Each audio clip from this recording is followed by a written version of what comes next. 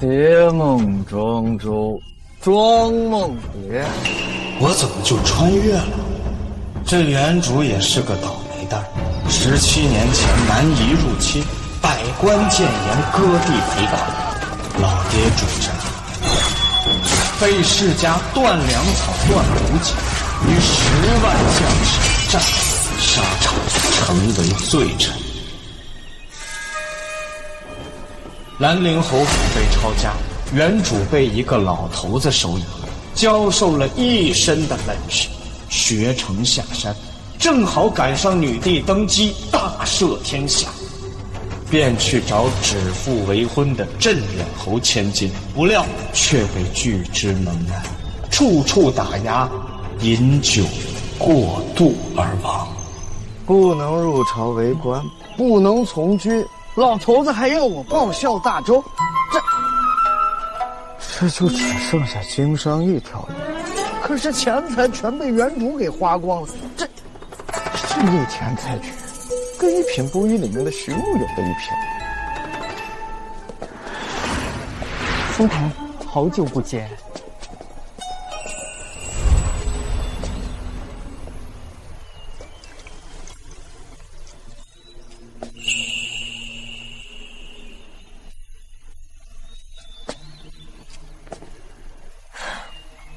他倒是生了一副好姘啊，只可惜游手好闲。若我朝年轻一辈都如他这般，便无药可救了。小姐，你也该放弃了吧？咱们都偷偷观察他2年了，这个良校无论做什么都失败，从商更是亏了数千两啊！那是镇远侯府在暗中打压他。就算是这样，老爷也不会让你嫁给他。再说了，这个人他只知道和镇远侯府的千金有订婚，还不知道和小姐你也有婚约呢。嘘，再看看。是。这京城才子3000，不是附庸风雅，就是烂酒鬼。哎，国家威仪啊！公子说的是啊，这过了整整7日，3光日月星，还是没人能对出来，可惜呀，这也称得上是千古绝句了吧。40风雅颂，40风雅颂。喂，你简直一派胡言！风雅颂明明是3个字，哪来的40啊？灵儿，休得无礼，这才是绝妙好对。这《诗经》里的雅还分大雅和小雅，正对40。哎，阁下请留步。在下林端，阁下高才，如何称呼？市井酒徒，过足挂齿。哎，阁下，是我刚才错怪你。眼下秋风萧瑟，众多才子只会在这里触景伤情，唯独阁下在这里潇洒饮酒，与众不同。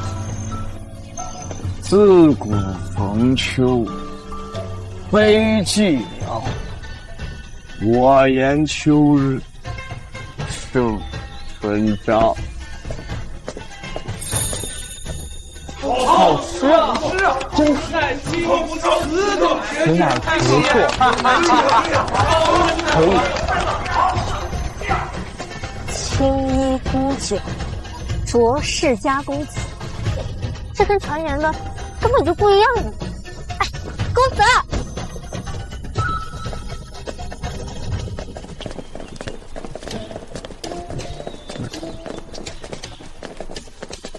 呀，兰陵侯府。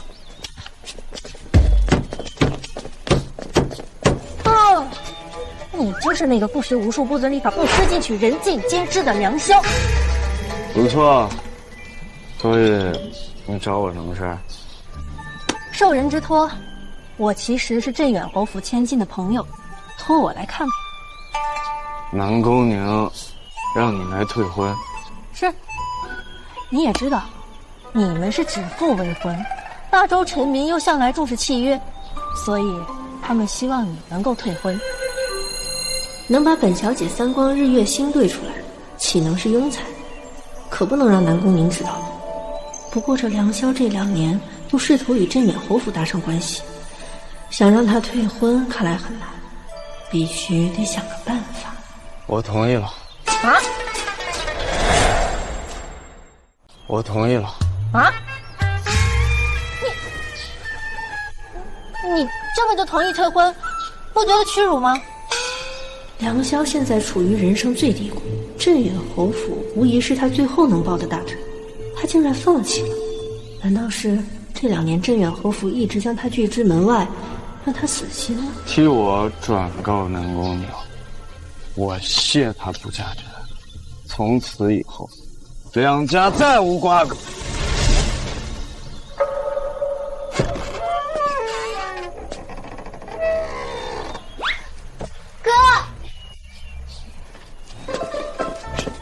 哥哥，你回来了。哥，他们是谁啊？是客人吗？是还是不是啊？是他妹妹。我叫江福雪。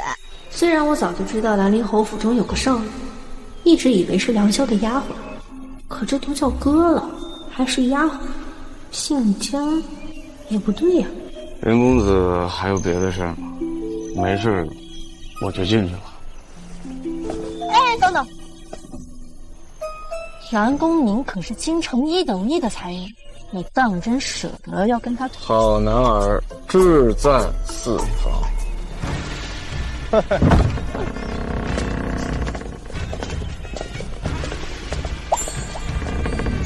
我还会再来拜访你的。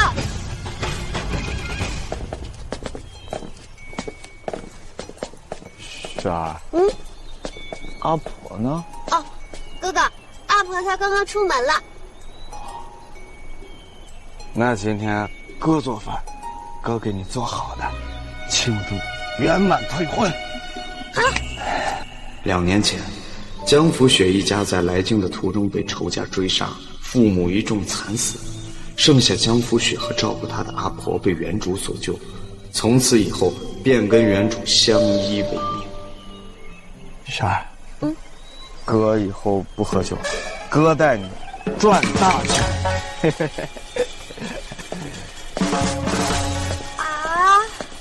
哎，完了，哥哥又要开始败家了。还好我提前让阿婆去取钱了。败吧，本小姐有的是钱，总不能把一个巴蜀都给败光了吧？小姐，这个梁萧好像对你有戒心啊。没事儿，反正他也不知道我是谁。相比于这些，今天总算有意外之喜。梁萧怕是做梦都想不到，其实他和我还有婚约。镇远侯，这跟我们定国侯府比，什么都不是。小姐说的没错，小姐，咱们还赶紧回府吧。您办了诗会，可不要让宾客久等了。好，那就让这些人看看梁萧的诗。时间差不多了，穆姑娘应该快到了。听说穆姑娘还未选人，端木公子跟她当真是天造地设的一对啊！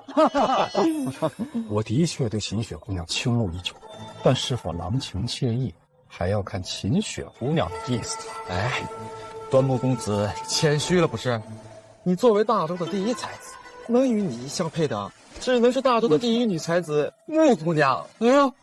会说话，那就借2位吉言，改天请2位喝酒啊！谢了。大小姐到。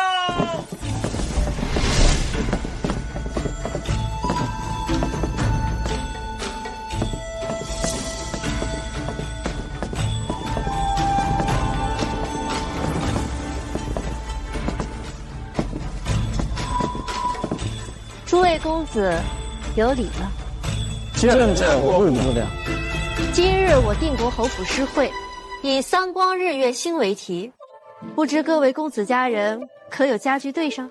对呀，这都7日了，怎么还是5人呀？对呀，这是7日了。这7日已过，连文坛大家都没想出来，可见秦雪姑娘此句乃是千古绝句啊。不过今日，我也为秦雪姑娘带来了另外一首诗句。哦，端木公子，不如说说。自古逢秋悲寂寥，我言秋日胜春朝。好，来了诗啊，这办法好啊，绝心独裁，何等的绝妙！不愧是端木公子，竟然能做出此等绝句。小姐，这诗句，好你个端木云城！若不是本小姐知道这诗句，还真让你给骗了。秦雪姑娘，我这句诗如何呀？端木公子，这句诗你是从何学来的？啊，今日我在映月轩有感而发，在这儿又给大家复述一遍，见笑了各位。哦，原来如此。今日我正好也在映月轩，恰巧也听见了这句诗，正想寻得此人，却未寻到，没想到是端木公子有感而发呀。秦雪小姐今日也在映月轩吗？没错，这一句意犹未尽，显然并不完整。端木公子可否现场请教一下，下阙何在？诗词创作需要灵感，待我回去深思熟虑，完整全诗，也不负此行嘛。好，今日天色已晚，诗会就暂时结束，我们静等端木公子的佳作。木姑娘这是不忍心打扰端木公子，毕竟这可能是一首传世名诗即将现世，木姑娘都愿意等，我等自然也愿意。等我写出一首完整的诗，再请各位品鉴。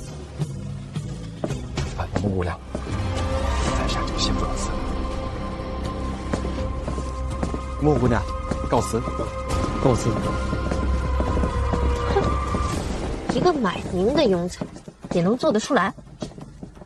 小姐，你说这梁萧，他2年前爷爷从边境传信回来，指定要我嫁给他。当年就是梁家保全了我穆家，爷爷说了，只要他跟南宫宁退婚，我就嫁给他。可是，若是老爷不同意，这该怎么办啊？爹娘那边他们不同意，等我爷爷回来了，他们就蔫了。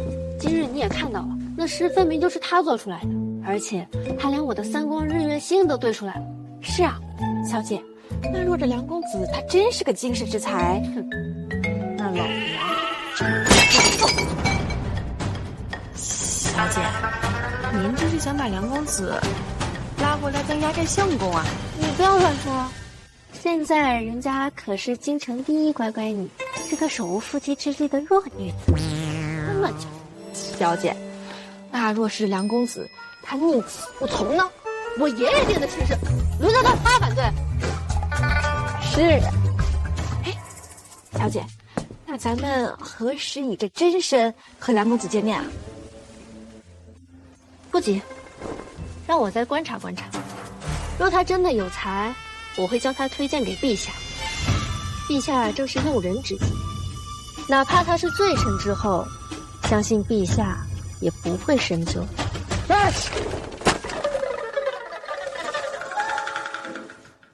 难道是有人惦记我？莫非是林端？这一看就不是什么好人。不能从军，不能入朝为官，老头子还让我报效大周。老头子的任务不好完成，要不换个地方？不行！你忘了，上次你想跑就被老头子的人给揪回来。可是现在的大周，比宋朝还难保。哎，外有蛮族虎视眈眈，楚国强盛也是蠢蠢欲动；内有藩国拥兵自重，世家大族把持朝政。但好消息是，大周的军权一直被女帝牢牢地握在手里。想救这样的大周，唯有持业救国。可是我要怎么样才能入得了女帝的眼呢？经商，想办法做大做强，然后引起女帝的注意，使我大周逐渐的富强。随后打压士族对大周的影响。可是钱呢？我没钱呀，钱全被你给败光了。找人合作了，那林端一看就是大富大贵之人，况且通情达理，想个办法把他给骗进来。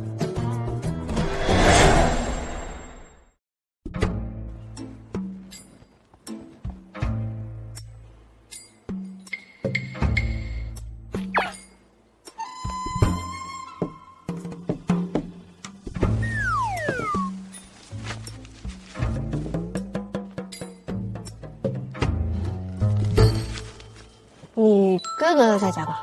啊，我哥哥他应该在草房睡觉呢。草房？你们这儿已经穷困潦倒到如此地步了吗？哎，不对呀，这都已经日上三竿了，他怎么还在睡觉？啊，哥哥他昨晚小酌了几杯，要不我去找他？这酒量，以后还不得被我拿捏死死的？哎，无妨，不用打扰他。我可以等他醒来。我听说这兰陵侯府没有姓姜的夫人吧？你也不是你哥哥的表妹。此人一看身世就不凡，或许能帮助哥哥。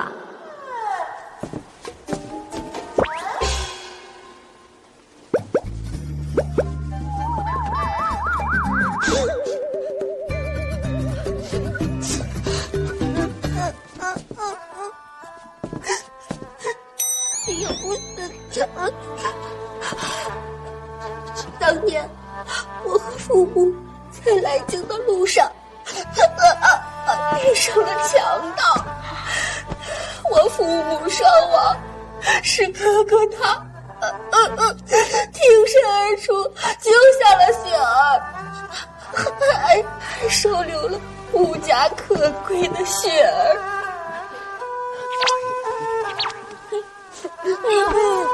道歉，提起你的伤心事了。没想到你哥哥他还是个英雄豪杰。我哥哥他是个当将军的好苗子啊，他不是饱读诗书吗？比起饱读诗书，我哥哥他更喜欢武艺，还有兵法。他居然真的会武功？对呀，深藏不露，还文武双全，捡到宝了。不过论武，他能比得过我，到时候让他反抗几下，也能添几分情趣。大梦谁先觉？平生我自知。草堂春睡足，窗外日迟。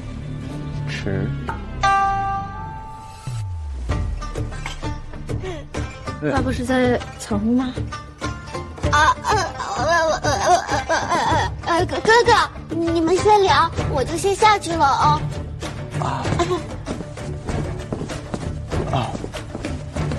林公子几时来的？我2个时辰前就来了。坐。梁公子，我此次来不是为了南宫宁。哦，林公子此次前来所为何事？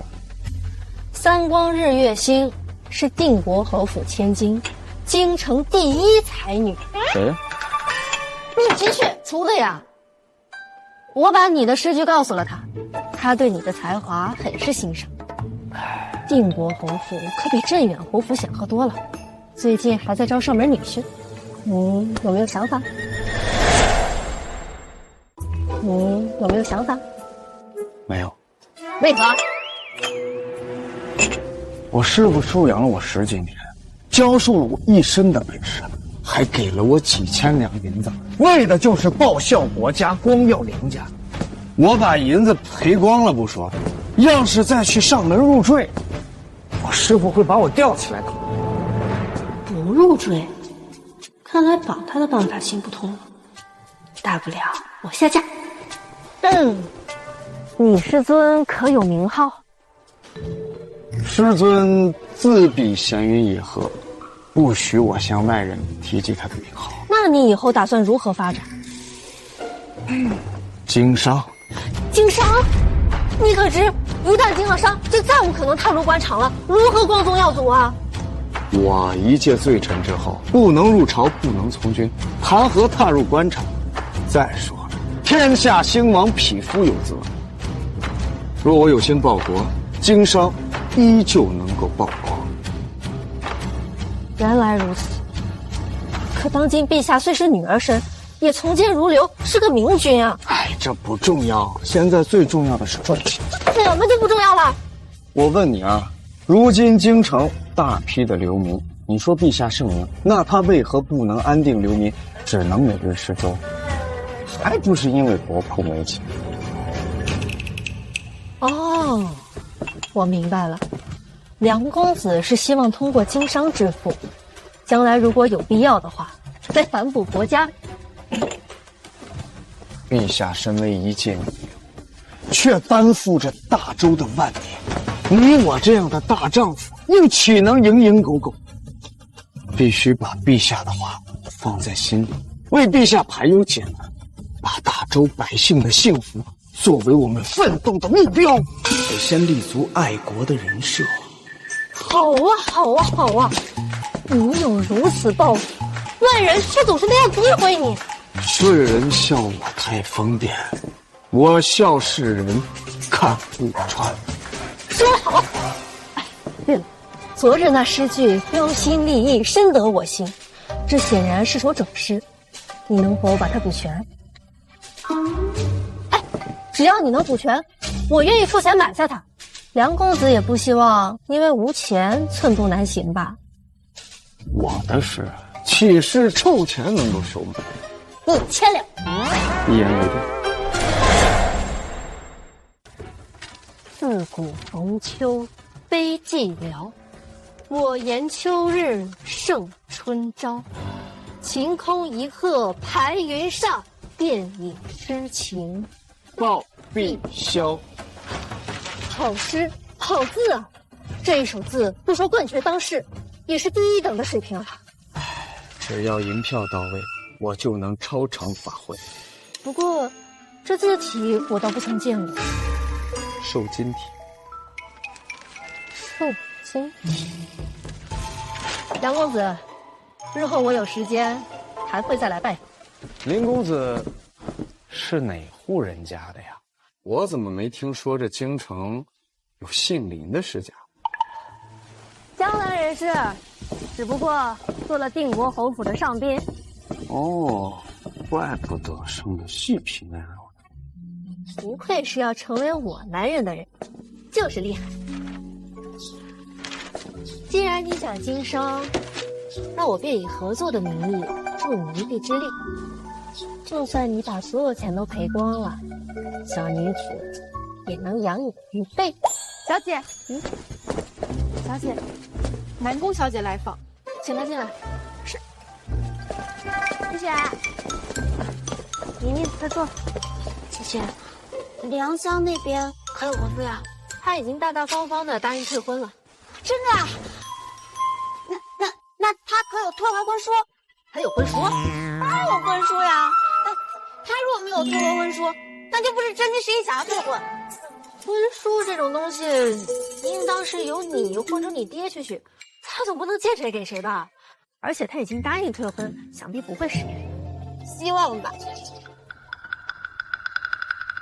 若他真的有才呢？你还会退婚吗？有才？他就是一个废物，怎么可能有才啊？就算有才，他能比得过端木家的两位双灵吗？其实啊，我们俩可是最好的姐妹。你也知道的，凌晨大哥很喜欢你的，要不然我们两个姐妹一起嫁过去，怎么样？我只听我爷爷的安排。早晚有一天你会知道，我是在为你好。去告诉那个梁潇，我跟他永远没有可能。谁要嫁给他，谁要去嫁。你若喜欢，你下嫁。哎，这可是你说的，我说的。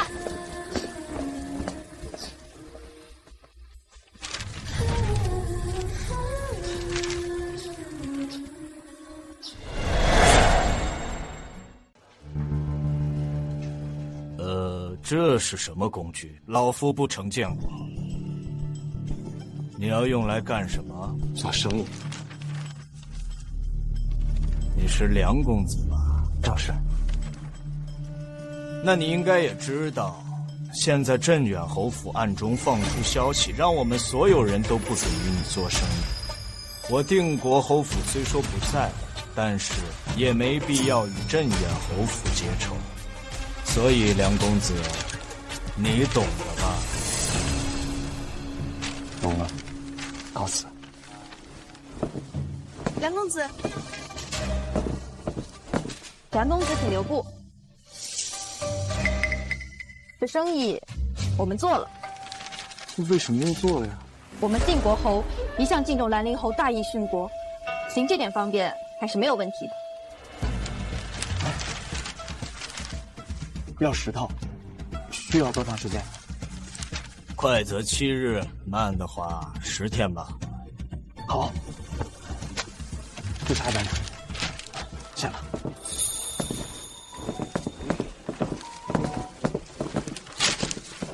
以后他的订单不可以拒。晓得明白了，此子在城中可是出了名的商业鬼才，短短2年的时间便赔了几千两。此次主动与我定国侯府做生意，岂不是白白给我们送钱？他用这种工具做什么？小的也看不明白。灵儿也看不明白。跟他去吧，反正老梁有了事情。走，灵儿。阿婆回来了。回来了，少爷。哥哥，你回来了。哥哥，你最后有什么打算呀？继续做生意。我刚才收购了10套制藤的器具，趁着秋收再大肆收一批甘蔗，剩下的钱再雇佣一些工人。这次保证赚他个盆满钵满。您还要继续做生意吗？放心，这次肯定不亏，肯定会赚的。雪儿，相信哥哥。梁小伙伴，镇远侯来了，还不速快迎接！梁小伙子，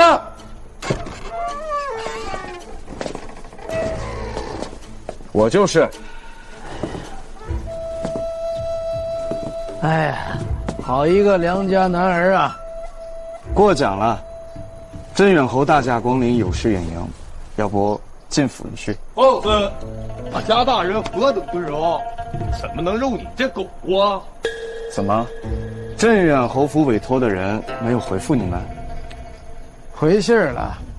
当年呢，我与令尊给你和小女定了娃娃亲母，可现如今呢，世态炎凉啊，变化太快，你自己也清楚。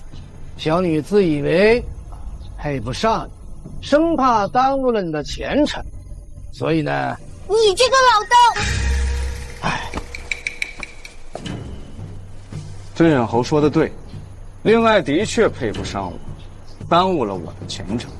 那既然如此，你心知肚明，那又何必一趟一趟去骚扰小女呢？骚扰？大哥啊，我那是去退婚的，是你们镇远侯府一再避而不见，闭门谢客，我连个把话说清楚的机会都没有。再说，你堂堂镇远侯，连最基本的礼数都不懂，更何况，当年我梁家兴盛，可是你镇远侯亲自指定了这指腹为婚的娃娃亲。这婚书里面写的清清楚楚，你忘了？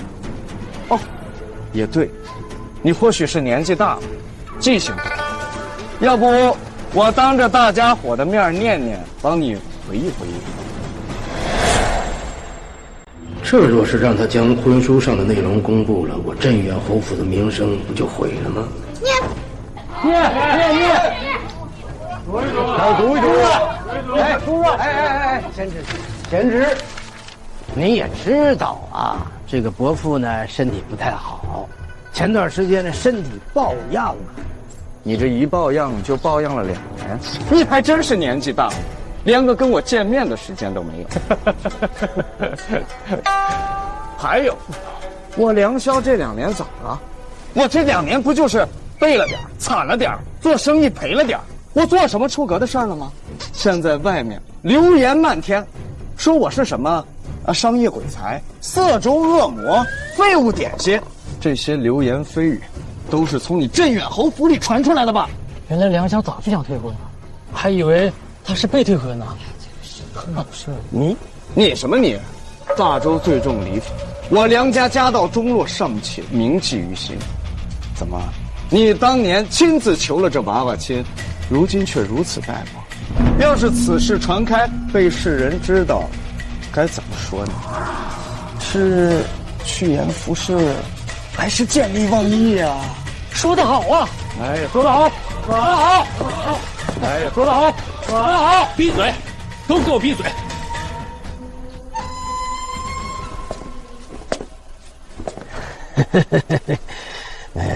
贤侄啊，我觉着吧，咱们2家应该是有什么误会，要不然咱们进去聊。不必了，今天这婚你退也得退，不退也得退。不对呀，不应该是我来退婚吗？怎么就变成他退婚了？那既然如此的话，那贤侄就把这婚约还给本侯吧。原来如此，演这么一出，就是为了让我骑虎难下，以婚书为要挟，提高筹码，讹钱呐！哎呀，我们2家呢乃是世交啊。本侯听说贤侄喜欢做生意，这样，伯父给你一些钱粮，就当是赞助了，如何？1000两白银。多少？1000两。不愧是镇远侯府啊，大气，真阔绰。镇远侯觉得，令爱就值1000两白银。难不成你要1万两？不，在我眼里，令爱一文不值。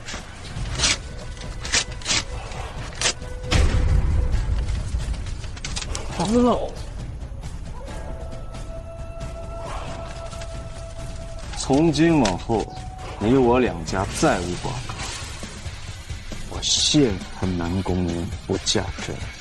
敢当众撕毁婚书，这是在羞辱我镇远侯府。回去吧，堂堂的镇远侯府，格局竟然不如一少年。是啊，就是，快回去吧。总算完成小妹的任务了。不对呀，我还没发力呢，这婚事就黄了。就当我发力了吧。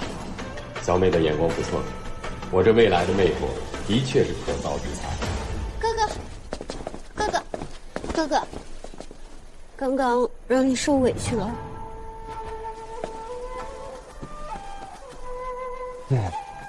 我呀，本来想跟镇远侯府好聚好散，他们污蔑我也就算了，没想到还想跑来祖宅，当众羞辱我，你人也有3分火气。不过这件事过去了，从今往后，哥要好好治堂，赚钱。啊，哥哥，你还真要做生意啊？啊，你放心，这次哥有十足的把握。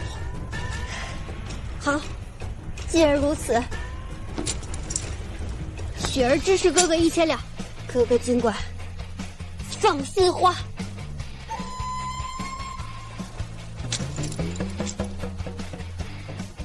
你哪来这么多钱？阿婆，小姐，阿婆，你坐。哦。阿婆，你说我刚刚的表现像不像天下第一乖乖女？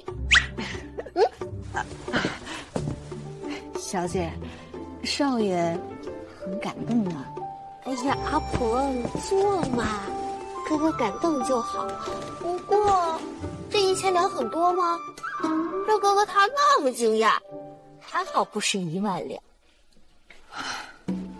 小姐，你若真给了他1万两，那老太爷还不让大公子杀到京都来啊？这老太爷也不是心疼钱，主要是怕他得罪了郑远侯啊。得罪他又怎么啦？一个小小的镇远侯，不行的话就让我大哥推平整个京都。哎呀，阿哥，没事吧？小姐，你以前可不是这样的。我哪有？哎。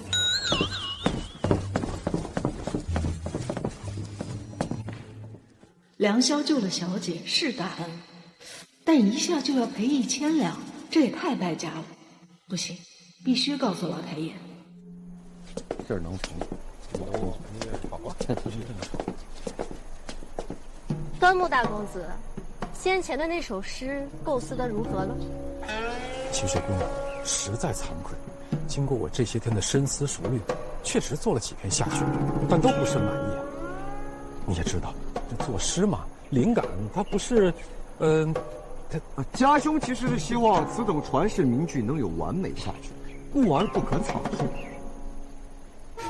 秦学，嫂子，你可有想好的下去啊？不妨一试，说不定你们2人共作一首，能传一时美谈。还得是端木家2公子聪慧过人呐！是啊，承让，承让。哎，我也正有此意嘛。我来做上阙，秦雪你来做下阙，这怎么能不算一段佳话呢？是啊。端木云清，我告诉你，我不可能做你嫂嫂。至于下阙，我的确做了一首，不仅下阙，整首诗的真迹都在我这里。晴空一鹤排云上，便引诗情到碧香。好诗啊！想不到秦雪你这么喜欢我的诗，偷偷掉下去不起。家兄与秦雪嫂姑娘合作此诗，定能流芳百世。由此可见，这2人才是天造地设之一对呀，对不对？对。你们可知这首诗的上句与下句为何是绝配？穆姑娘此言何意？因为这首诗的上下句本就出自同一脉，这上阙根本就不是你端木云城做出来的。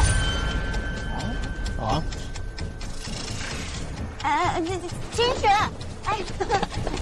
秦雪，你早点说话。当日我就在映月轩，偶遇正主吟诗上阙，便去找他补齐下阙。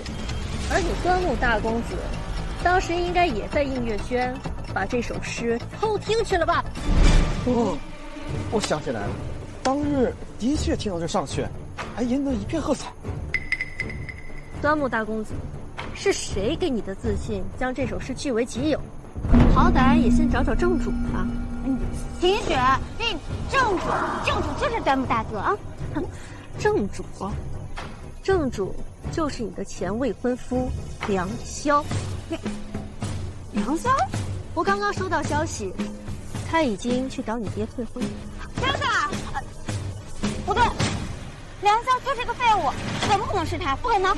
绝对不可能，是那个不学无术的恶霸梁潇，这不太可能吧？居然还写了一手好字。不光如此，他还对出了我三光日月星的下联：四诗风雅颂。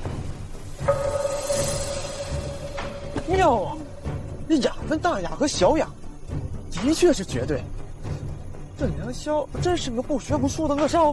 不可能，梁潇怎么可能对出下联？信不信由你。端木公子，我这场诗会的规矩，想必早就告诉诸位了吧？规矩是弄虚作假，直接踢出诗会。稳住阵！稳住阵！稳住阵！竟然拿别人的诗当自己的，简直给不了他人的脸！稳住阵！稳住阵！别稳住阵！大哥，耽误诸位的雅兴了，还请大家继续吟诗作对，欣赏诗词。该死！竟然是梁潇那个混蛋！定是那个梁潇觉得得不到我，又知道了我跟你的婚约，也知道了我大哥终其一请选，才做出这么恶心我们两家的事情，简直是坏透了。此话何意啊？梁潇这2年一直有意接近我们镇远侯府，定是觉得我可爱迷人、漂亮大方，想让我爹履行我跟他的婚约，但是我都拒之于千里之外了，所以他一恨做出这样的事情，否则他这个时候为什么会接近穆清雪？原来如此，此人心思当真歹毒啊！哥，这事不能就这么算。没错，若不是看我爹当年跟南陵侯的旧情，我可不是简单打压他那么简单，我还怪好的呢。他居然不懂得知恩图报，让我直接打他！流氓！这兰陵侯刚被平反2年，很多人都盯着，现在动他，肯定会引起陛下注意啊！你个傻子！那我也不能就这么看着他恶心我们两家呀！当然不能，继续打压他，最好让他连兰陵侯府一起变卖，让全天下的人都看他笑话。确实是个好办法呀，大哥，高还是高？我本身就比你高啊！那到时候我就把这个消息散播出去，让他身败名裂。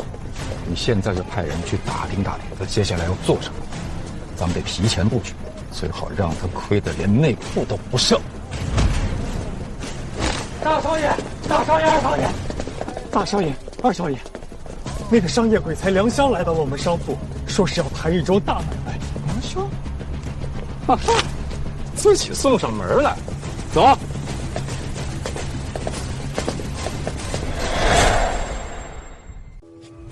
哈哈哈，没想到兰陵侯之子会来我端木商行来谈生意。端木云城，端木世家年轻一辈中的第一人，端木世家也是大周的毒瘤之一，把持着朝廷1/3的官员，也是老爹当年被定为罪臣的推手之一。没想到这商会竟然是端木家的。有失远迎，见过端木公子。不必多礼，坐吧。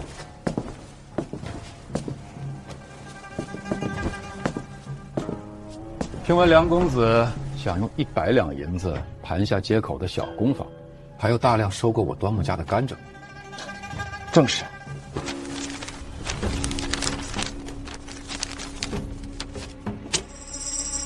小工坊卖你甘蔗，只要你出得起价格，也卖给你。端木公子如此爽快，这京城之内，谁不知道你是个商业鬼才啊？田地、米粮、饭店，但凡你看上的生意，每一个不是一地鸡毛。那些跟你合作的商人都赚得盆满钵满，我还要感谢替我端木家地人呢。工坊卖给你，甘蔗嘛不够啊。那我就先要几个工坊。且慢，几百两的生意，我端木商行不屑去做。要不然咱们谈一点大的。愿闻其详。1万。端木公子是在说笑吧？这1万两卖了我也不值1万两。卖你当然不够1万两了，但卖你兰陵侯府的宅子够啊。我端木家正好缺一处猪圈去养牲口。哎，我觉得你兰陵侯府的宅子很合适啊。这家伙在针对我，为什么？是我老爹平冤，还是其他的原因？难道是我今日当众侮辱南宫雷，南宫宁又要嫁入端木家？这家伙是来寻仇的？没兴趣。不妨听我说完。我觉得你会感兴趣。那我就听听端木公子的高见。市面上甘蔗的质量，以我端木商行的为最佳，价格也最高。定国侯府那边虽然也产甘蔗，但它产量不如我们，质量不如我们。你要想买我的甘蔗，你就必须签一份契约，你要在我这儿买1万两的甘蔗，并且要高于定国侯府甘蔗价格的2成，每个月至少消费200两。高于定国侯府2成，比市场价3成还低1成。他这么做的目的是什么？那要是我完不成，那就是你违约啊！你要赔给我1万两银子。当然，如果到时候你手头的银子不够，你也可以抵押你的侯府嘛。所以他的目标是兰陵侯府，都不做掩饰的，是个正常人都不会签。可惜呀，我会制糖啊，以高出10倍的价格卖出去，我都不知道怎么亏。成交，爽快。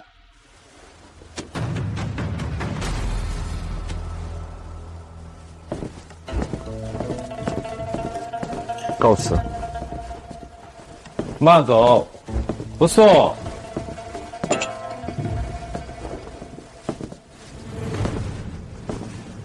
大哥，只高于定国侯府2成，是不是太便宜他了？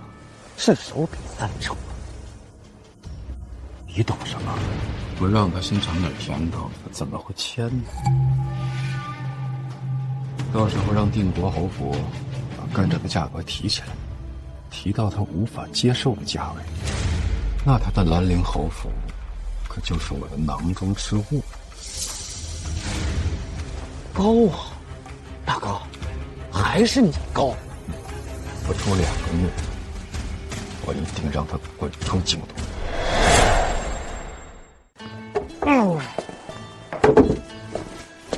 梁公子，想要找到你可真不容易啊。林公子怎么来了？我听雪儿说你盘下了一间旧工坊，你可知在这京城你能想到赚钱的产业早就被别人垄断了，你还能干什么？我要卖糖。卖糖？梁公子，这京城最近糖业不振，这卖糖纯属就是亏本买卖。这京城的糖业啊，无非是石蜜和饴糖，这蜂蜜更是稀有。而我要制取一种比石蜜和饴糖口感更好、成色更好的糖，叫做白糖和糖霜，还愁没有市场？哪有这种糖啊？还即便真有，富人们最开始为了尝鲜，一定会争先购买，不惜哄抬物价，平民百姓根本买不起啊！要赚就赚富人的钱，等国泰民安了，白糖的产量上来了，再大幅降价卖给平民。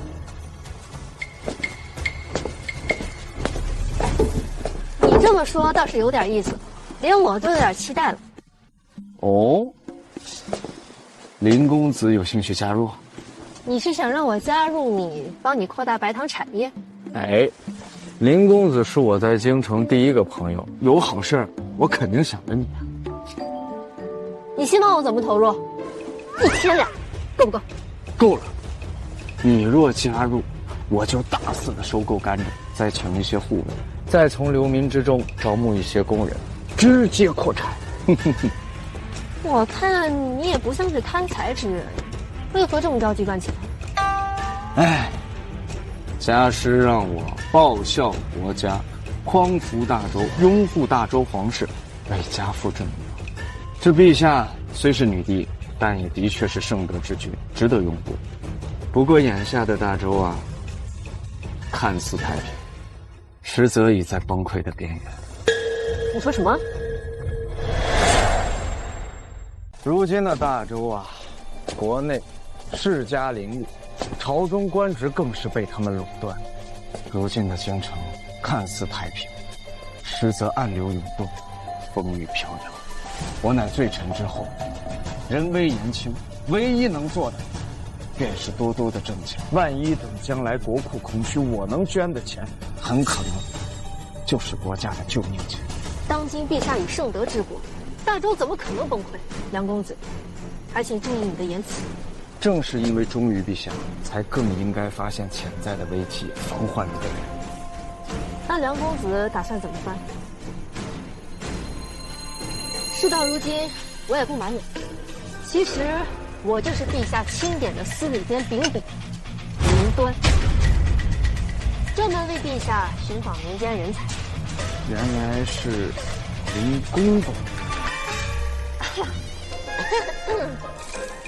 你不知道，这几日啊，可是把我憋坏了。看来梁公子早就知道了。陛下，我跟你理解姐，我可就是为了大周，在我未婚夫面前都准备成太监了。啊，我看你生的貌美，也没长喉结，我一开始还以为是女扮男装呢。还好我及时找了个身份。那这么说来，是陛下授意你来支持我的？不错，大家知道，你是真的有才，又报效国家，相信陛下呀，肯定愿意给你这个机会的。就比如你刚才说的，防患于未然，该怎么做呀？给我3天时间，3天之后，我一定给陛下一个满意的答复。好。好，3天之后，我再来找你。啊！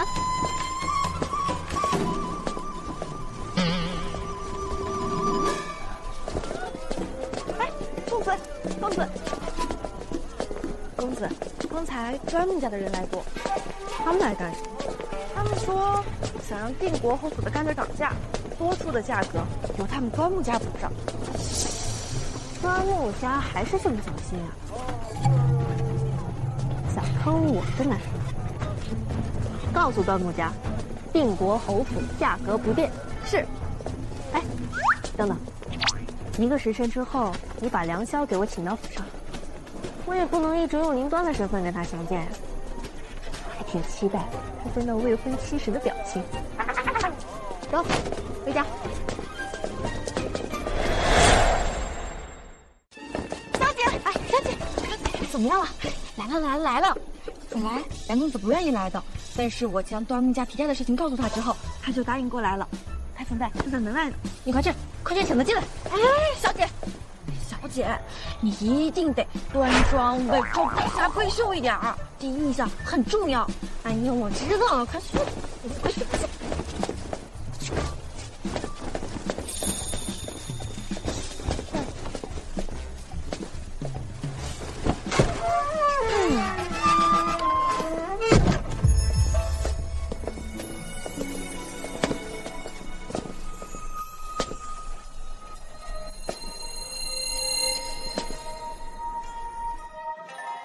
好一个精彩绝艳的女子，端庄恬静，宛如谪仙，这谁看谁都迷惑。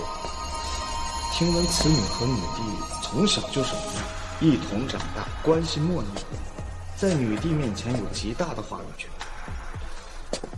不过这穆小姐怎么长得这么像？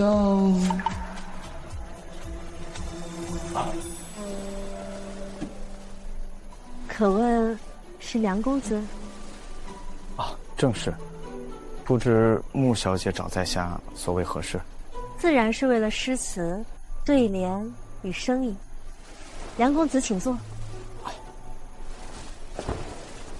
林公公是家兄的好友，已经将梁公子的事告诉家兄与小女子，梁公子果然深藏不露，三光日月星，四诗风雅颂，或许也是仅有的绝对了。哎，谈不上什么绝对。是小女子出的题不好吗？啊不，这题目出的极好，只不过呀，这答案还有其他的，比如一阵风雷雨，也能对得上。梁公子果然深藏不露，腹有诗书。林公公找你，想必原因也告诉你了。林公公想要把你推荐给陛下，不知梁公子意下如何？爹娘并不同意这门婚事，若是梁萧入朝为官，加上他的才华，定会让爹娘另眼相看。到时候我就直接公布身份。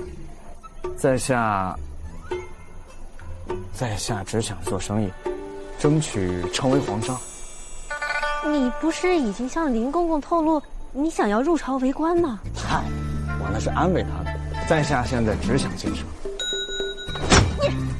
你敢骗我？骗你？何出此言？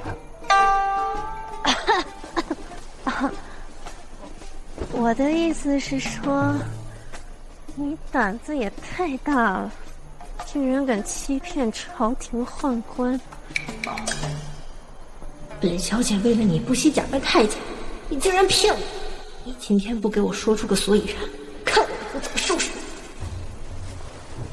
梁公子，以你的才情，就算不能治国安邦，以诗文流芳百世也不是没有可能。为何一定要做商人呢？只有经商才能赚钱，你说的那些都是虚的。虚的？不错。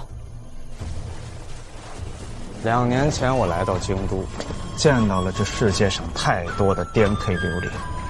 若京城周边都是如此，那京城之外的地方，若是有人造反了，朝廷今日平定这里，明日还有那里，这始终不是长久之计。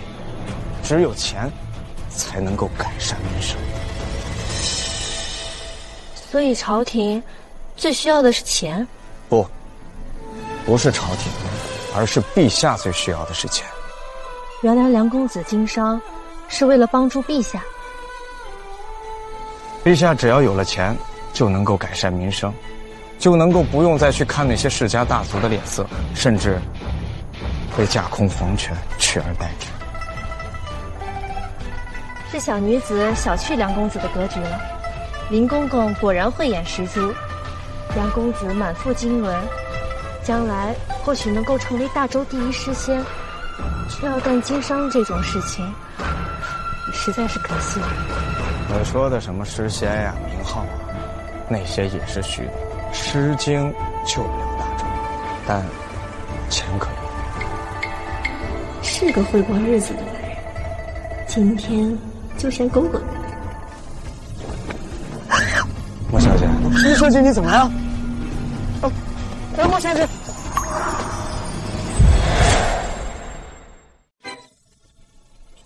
哎呦，这是。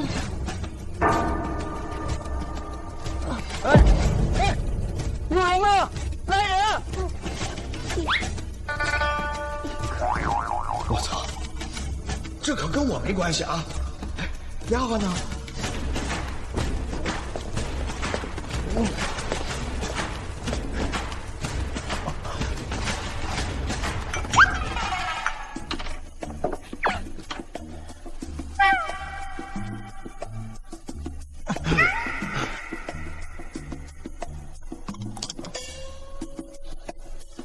难道这就是传说中的红颜薄命？这年纪轻轻的人，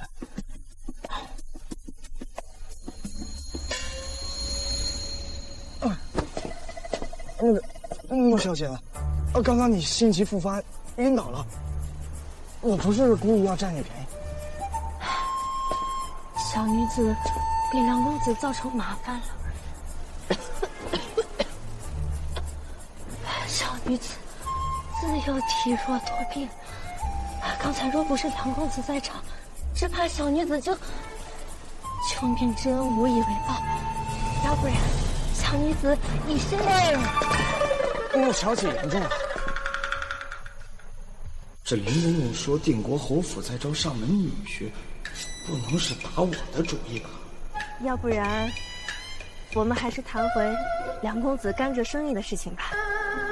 好，就凭刚才的救命之恩，小女子愿意出一臂之力，帮梁公子反将端木家义军，大幅降价甘蔗，把全部的甘蔗都卖给梁公子，以后甘蔗的价格就由梁公子来定。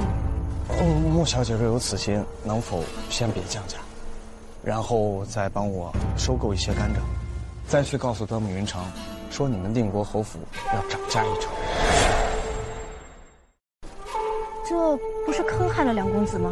哎，放长线才能钓大鱼。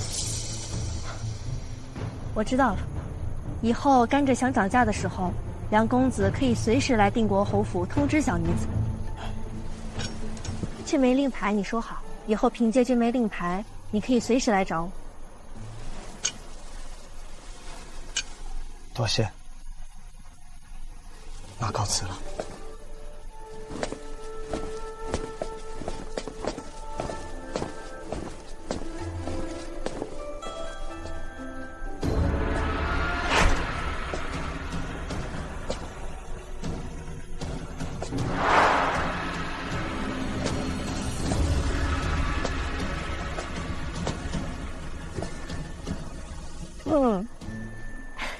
陛下，这糖花太甜了。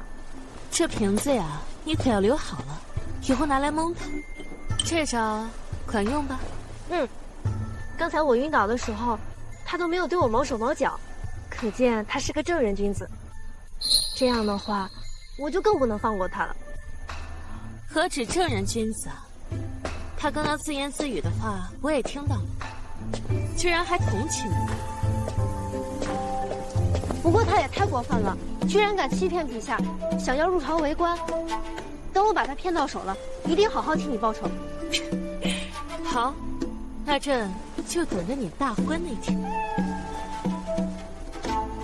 哎，不过，陛下姐姐也已经年近20了，没有考虑一下自己的婚约？啊，先皇已为朕定下了婚约。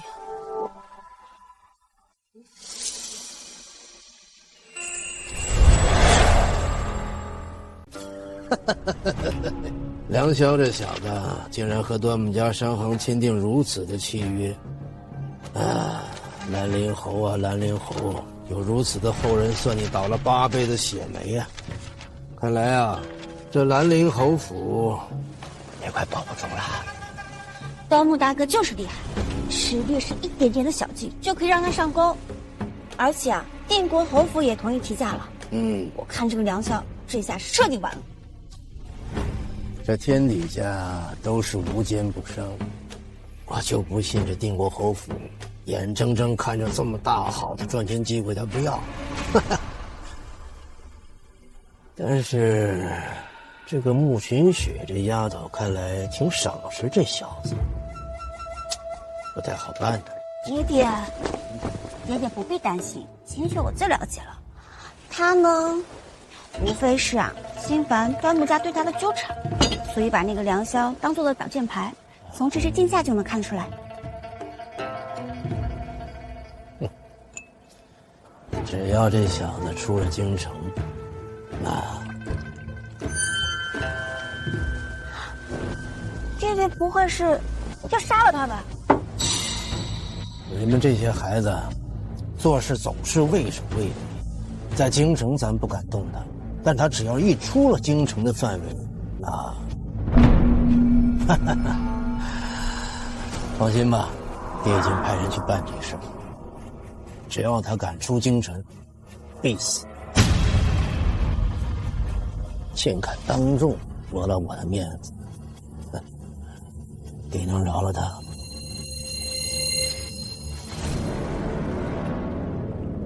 梁公子，你听说了吧？这甘蔗涨价了呀！定国侯府那边现在每1000斤是11两，那我们这儿每1000斤就是13两2钱。他们提了1成价，可不能怪我啊！听说了，听说是你让定国侯府提离家，消息真灵通。是我又如何？当时我们签契约的时候，也没写不让我去找定国侯府提价呀，这不是你自己活该。你知道什么样的钱最好赚吗？就是你这样的商业鬼才的钱最好赚。为什么要针对我？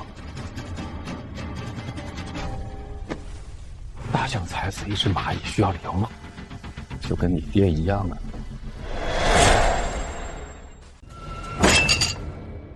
我们是来谈生意的，别牵扯我爹。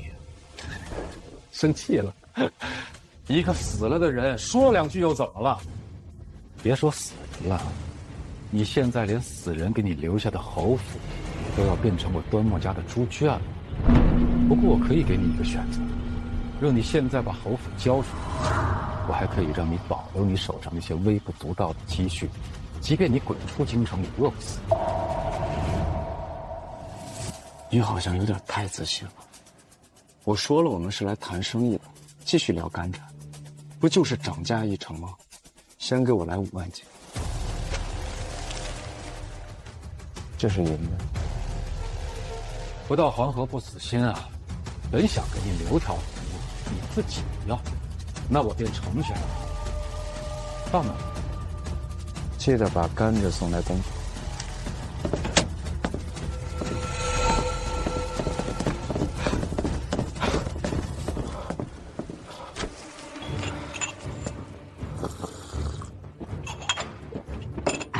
那梁孝确实招募了很多流民，还给了他们钱。可笑至极的是，他还要许诺给那些贱民、那些流民安家落户。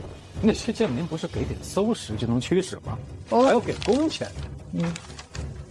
果然啊，他是商业鬼才啊。去，把这个消息放出去。又我去啊？你去，是你去。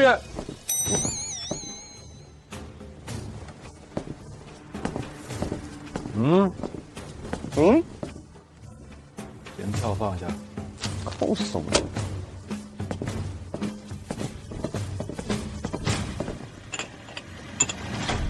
听说了吗？这些甘蔗都是商业鬼才梁萧买的，他这几年都赔了几万两了吧？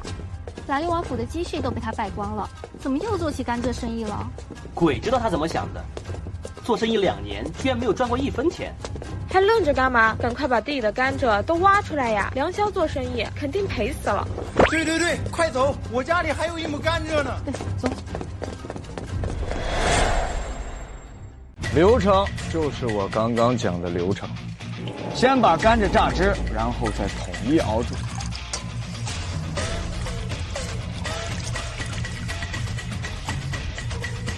都听懂了吗？听懂了。老板，你要东西都准备好了，都送来了，时间刚刚好，搬工具，开工！什么？梁萧他真的买了5万斤甘蔗？是啊，小姐，这还是端木商行故意将消息放出来的。这个时候，恐怕整个京城的人都知道了。今年甘蔗的口感不好，按理来说是应该降价的。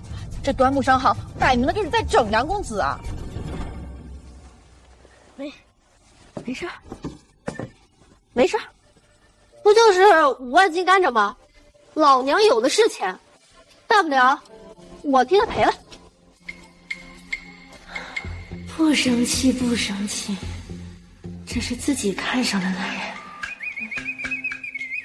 可是小姐，这梁公子他不是说过想要当皇商吗？端木家将事情闹得这么大，陛下肯定已经关注到此事了。要是梁公子当不成皇商，那你们应该不会吧？不会吗？你不懂。梁萧2年前来到大周的时候，女帝姐姐就一直派人关注他。这都2年过去了，他赔了那么多钱，女帝姐姐肯定早就知道了。什么？陛下一直在关注梁公子？为什么呀？这我就不清楚了。或许是当年兰陵侯蒙冤，皇室羞愧吧。爷爷曾经说过，兰陵侯是大周的脊梁，若没有当年兰陵侯那一死战，大周恐怕早就名存实亡了。不行，我要找个机会去看看他，毕竟他说要拉着我一起发财的。是，小姐，你肯定不是关心两公子。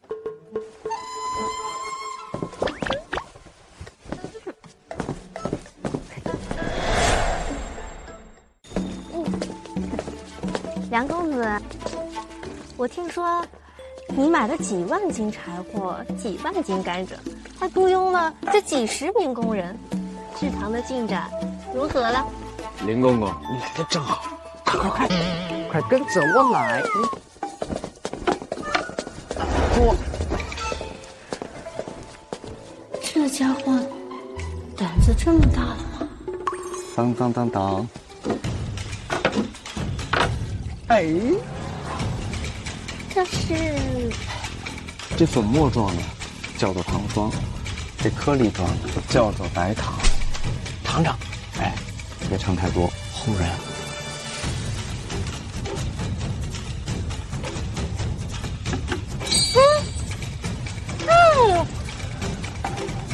这个不仅好吃，还做得好看。虽然比蜂蜜差了点儿，但是比食蜜和饴糖可好吃太多了。那是，我这白糖和糖霜岂是食蜜能比？那这些都是牛甘蔗做出来的，怎么做的？现在太热了，等天气凉快点，我带你进去看看。你怕我泄密？当然不是，真的不方便。肯定不是这个原因，谁打完我？我要死！林公公，你真要知道？这里面太热了，这净完身之后容易失禁，我怕万一林公公要是失禁了，对公公对公法都不好。姑娘扮成太监，还不是为了当初接近你有个身份？气死我了！灵儿，我刀他！刀他！小公公，打！林公公息怒，我这么做也是为了您和陛下呀。为我能理解，为陛下又是怎么个意思啊？是陛下授意你来支持我的。要是林公公真的一不小心在里面失禁了，那影响了工坊的产量，我将来是要拿收入的钱去回报陛下的。不许再给我提失禁！不提了。说说吧，你这糖要怎么卖？这白糖首度问世，肯定是先把价格炒高。秘方交给林公公，但林公公懂的。算你识相，知道闷声发大财，再反哺陛下了。这白糖必定会在一段时间内卖出暴利，到时候肯定会成为一块肥肉。想要保住，只能寻找靠山。反正都是让利，这天底下还有比女帝更大的靠山吗？哎呦喂，林公公，您这是干什么？这个？哎呀，这些是为了替你保守命的，陛下都需要这个配方。我已经将你的事情告知陛下了，陛下相信你的为人。我要的是相信吗？我要的是靠山。哎呀，我知道你在想什么。我告诉你个妙宗，你去把这个秘方告诉穆秦雪，定国公府会成为你最大的靠山。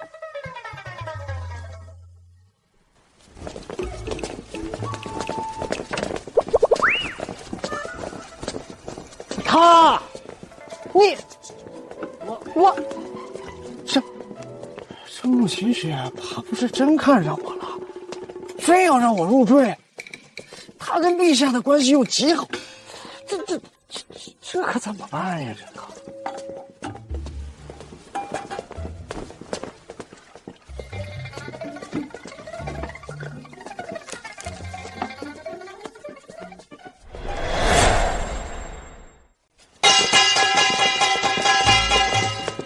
哎，路过不要错过啊！卖糖啊！这是卖什么的？白糖吗？不错，比饴糖和石蜜更甜的糖。混鬼呢！这颜色跟饴糖、石蜜完全不一样，这怎么可能是糖啊？就是。不信？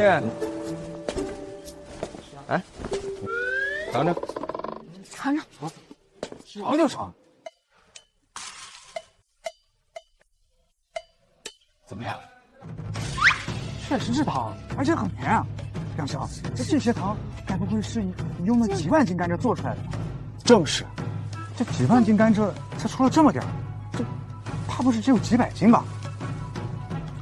这白糖珍贵，更是首度现世，当然是物以稀为贵了。怎么卖啊？首次出售，价格优惠，1两20文。啊！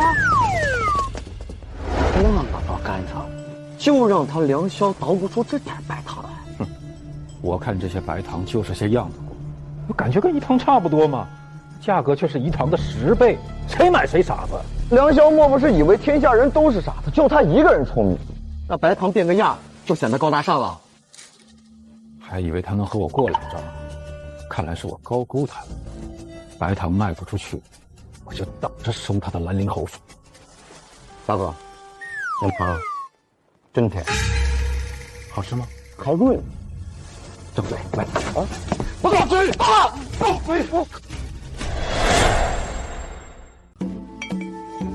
这东西能吃？爹娘，你们尝尝，的确很甜，口感也远胜石蜜，也没有饴糖那么黏。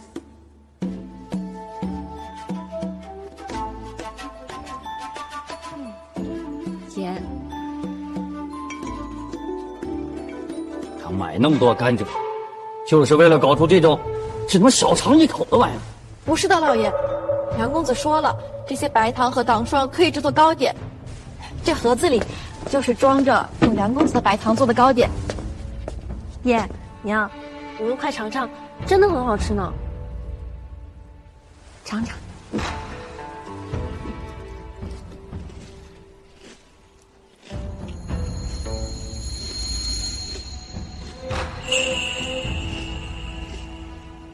这个确实比平常的糕点口感更好，而且没有杂质。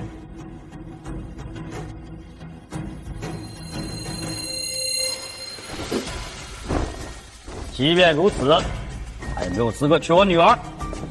那你去跟爷爷说去。废！我要是敢去，你这婚我早就退。哼！娘啊，我看爹。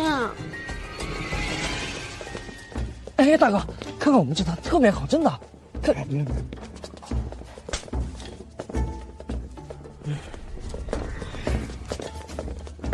这都大半天了，白糖只卖了20斤。哥哥他依旧一脸从容，是不希望我担心吗？或许他心里已经急死了。看来哥哥还是不适合做生意。教姑把哥哥给抓回巴蜀，等我大哥起事以后，一统巴蜀。到时候封哥哥个王爷当当，倒也不错。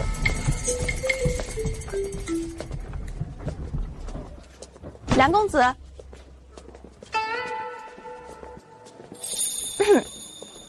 梁公子，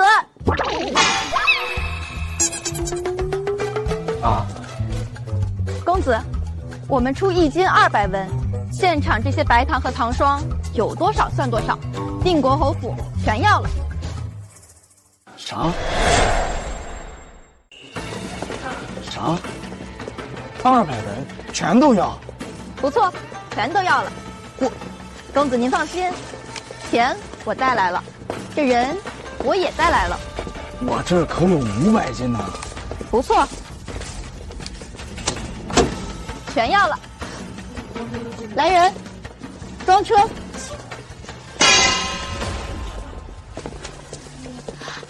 这次哥哥真的要赚钱了，500斤糖只消耗了2500斤甘蔗而已。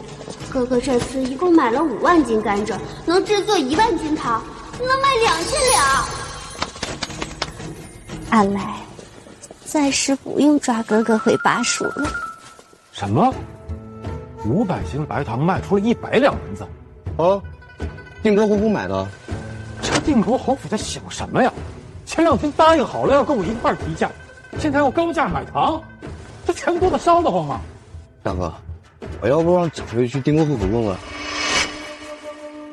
他才赚了100两而已，杯水车薪，算他的工钱、器具，成本也低不到哪儿去。等他拿不出买剩下甘蔗的钱，一样要抵押他的兰陵侯府。吃下几百斤白糖的人毕竟是少数，毕竟没有几个定国侯府这样的。那能回去了？喂，小姐，今年的糕点已经全部制作好了，我都尝过了。这糕点的口感简直比我们往年卖的糕点好太多了。5斤甘蔗能出1斤白糖，靠他现在手上的5万斤甘蔗，完全能够实现盈利。5万斤白糖放在人口100万的京城里，一个沧海一个素无益。哼，不愧是老娘看上的男人，就是厉害。看来我得早点把他骗到手，这林公公的身份也必须早点揭开。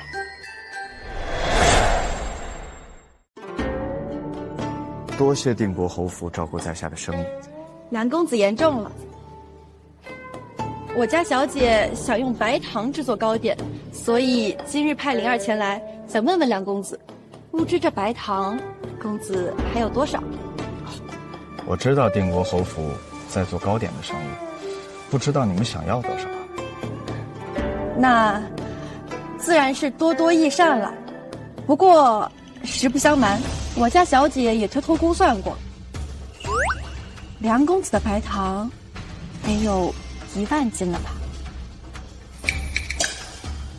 你家小姐不错，不过这价格嘛，这200文只是我第一次售卖的优惠价，我准备把价格升高到400文。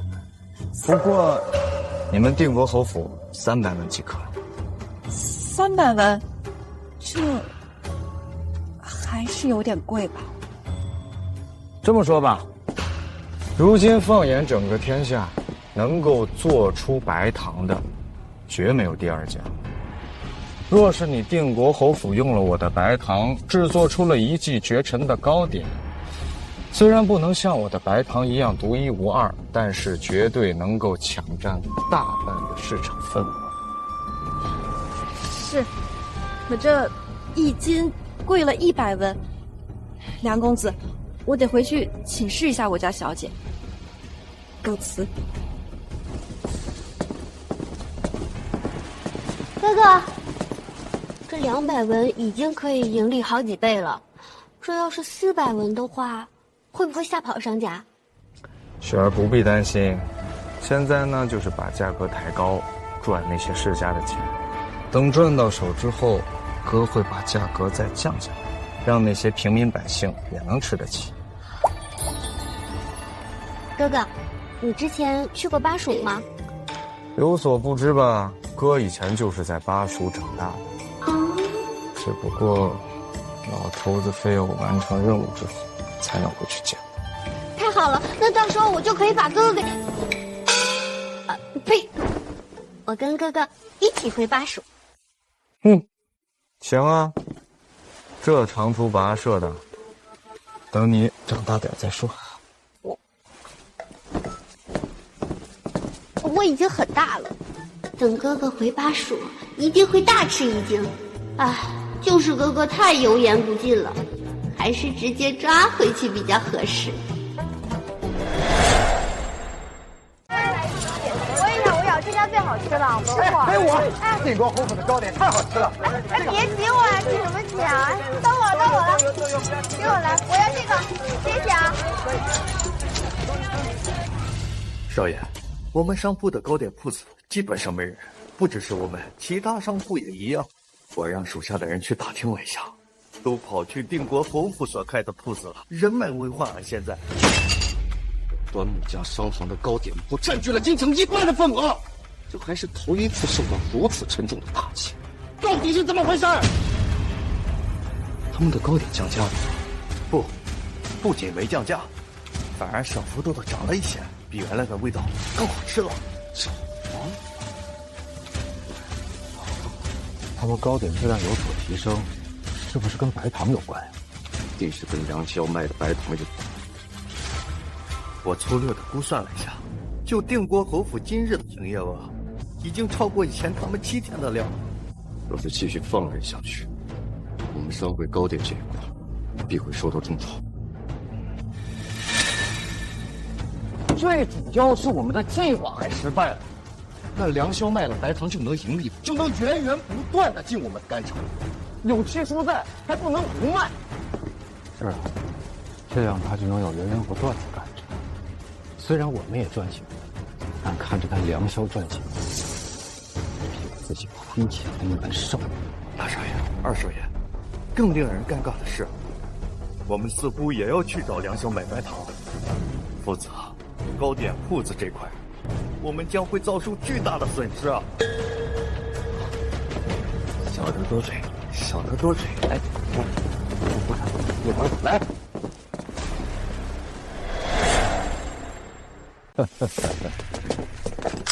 抱歉，此地严禁进入。你就告诉我，肖老板还有没有白糖卖？我听说那东西是绝佳的调味品，不止糕点能用。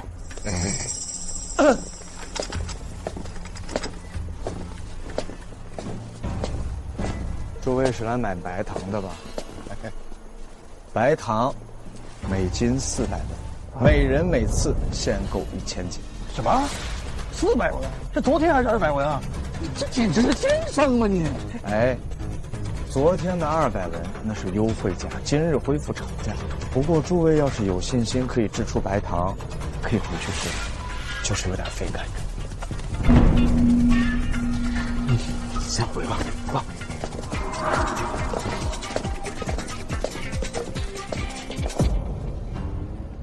他还真敢卖400个。小雪，你觉得咱们该如何应对此事？如果梁萧他能一直生产这种白糖，又无人能够仿制的话，我们最重要的是要与他稳定合作，长期供货。可以，虽然这只是几百万的蝇头小利，但长此以往，就是几千两、几万，甚至更多。此子当真开窍了？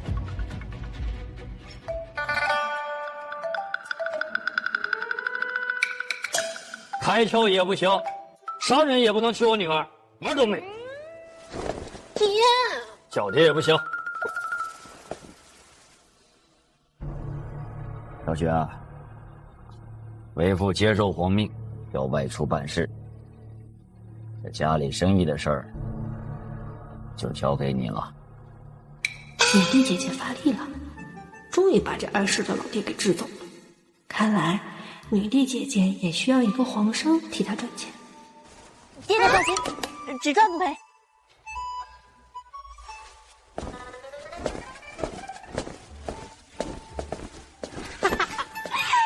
从今天开始，定国侯府的生意就都归老娘管。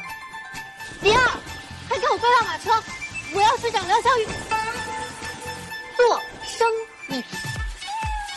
大赔，大赔，大。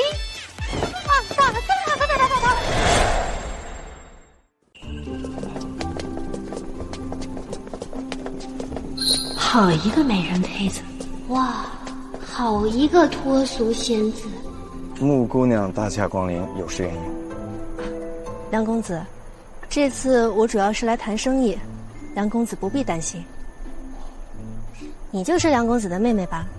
你我名字里都有个雪字，以后你就叫我秦雪姐姐，如何？秦雪姐姐好。哼，真乖。梁公子，不请小女子坐坐？哦，请坐。梁公子，这次来我除了谈生意，主要还是感谢你上次的救命之恩。哎，穆小姐言重了，算不上什么救命之恩。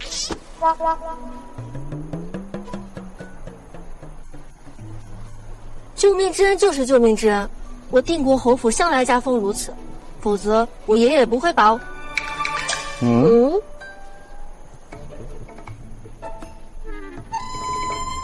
把我们子孙辈教导得如此严苛，整日把知恩图报挂在嘴边，比如感恩陛下。早知道你们定国侯府如此，我就直接跟你们合作，买你们的甘蔗了。梁公子想要甘蔗的话，我可以把我们家的甘蔗全部给你。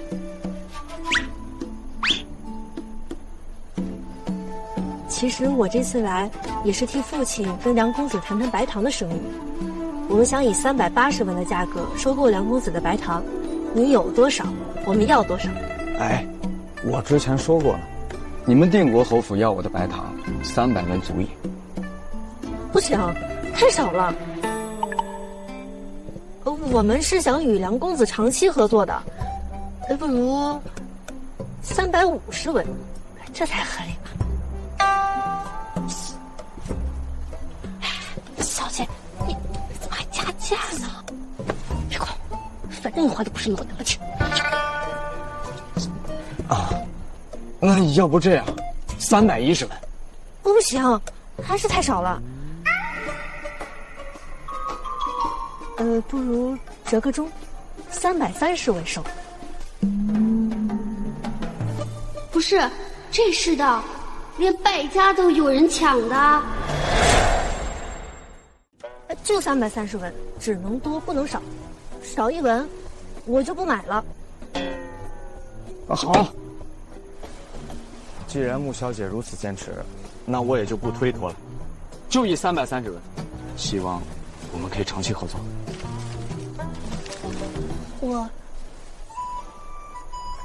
我定国侯府与梁公子惺惺相惜。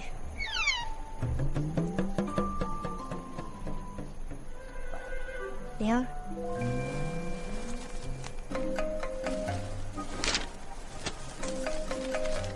这3300两就作为定金。这太多了，这样我就要个零头，剩下的你拿回去。哎，不用拿着。哎呀，不用你拿着走。哎你，就3300两吧。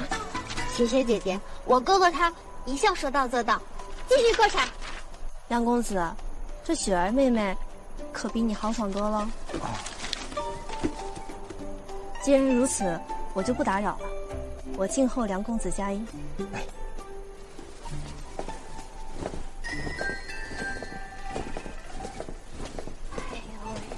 这位秦雪姐姐对哥哥可是格外的照顾哦。瞎说什么呢？就是那天他不舒服，我给他喂了一颗药。没想到和穆小姐如此知恩图报，想不到这世间还有如此通情达理的女子。哼，我雪儿就不通情达理了。雪儿也通情达理，但雪儿现在还小，再收好啊。收好了。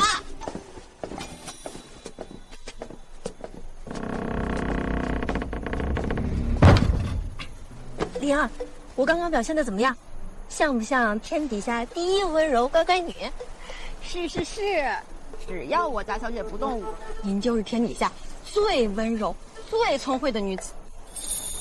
可是小姐，灵儿不明白，以您的条件，只要跟梁公子表白心意，他没有理由拒绝啊。你何必还要跟？哎，这你就不懂了。最优秀的猎人往往以猎物的形式出现在目标面前，这是爷爷教我的。我不光要装柔弱，我还要讨他妹妹的欢心，万无一失。梁霄啊梁霄，等老娘把你骗到手，识相点，你就是我夫君；若不识相，你就是我的压寨笑。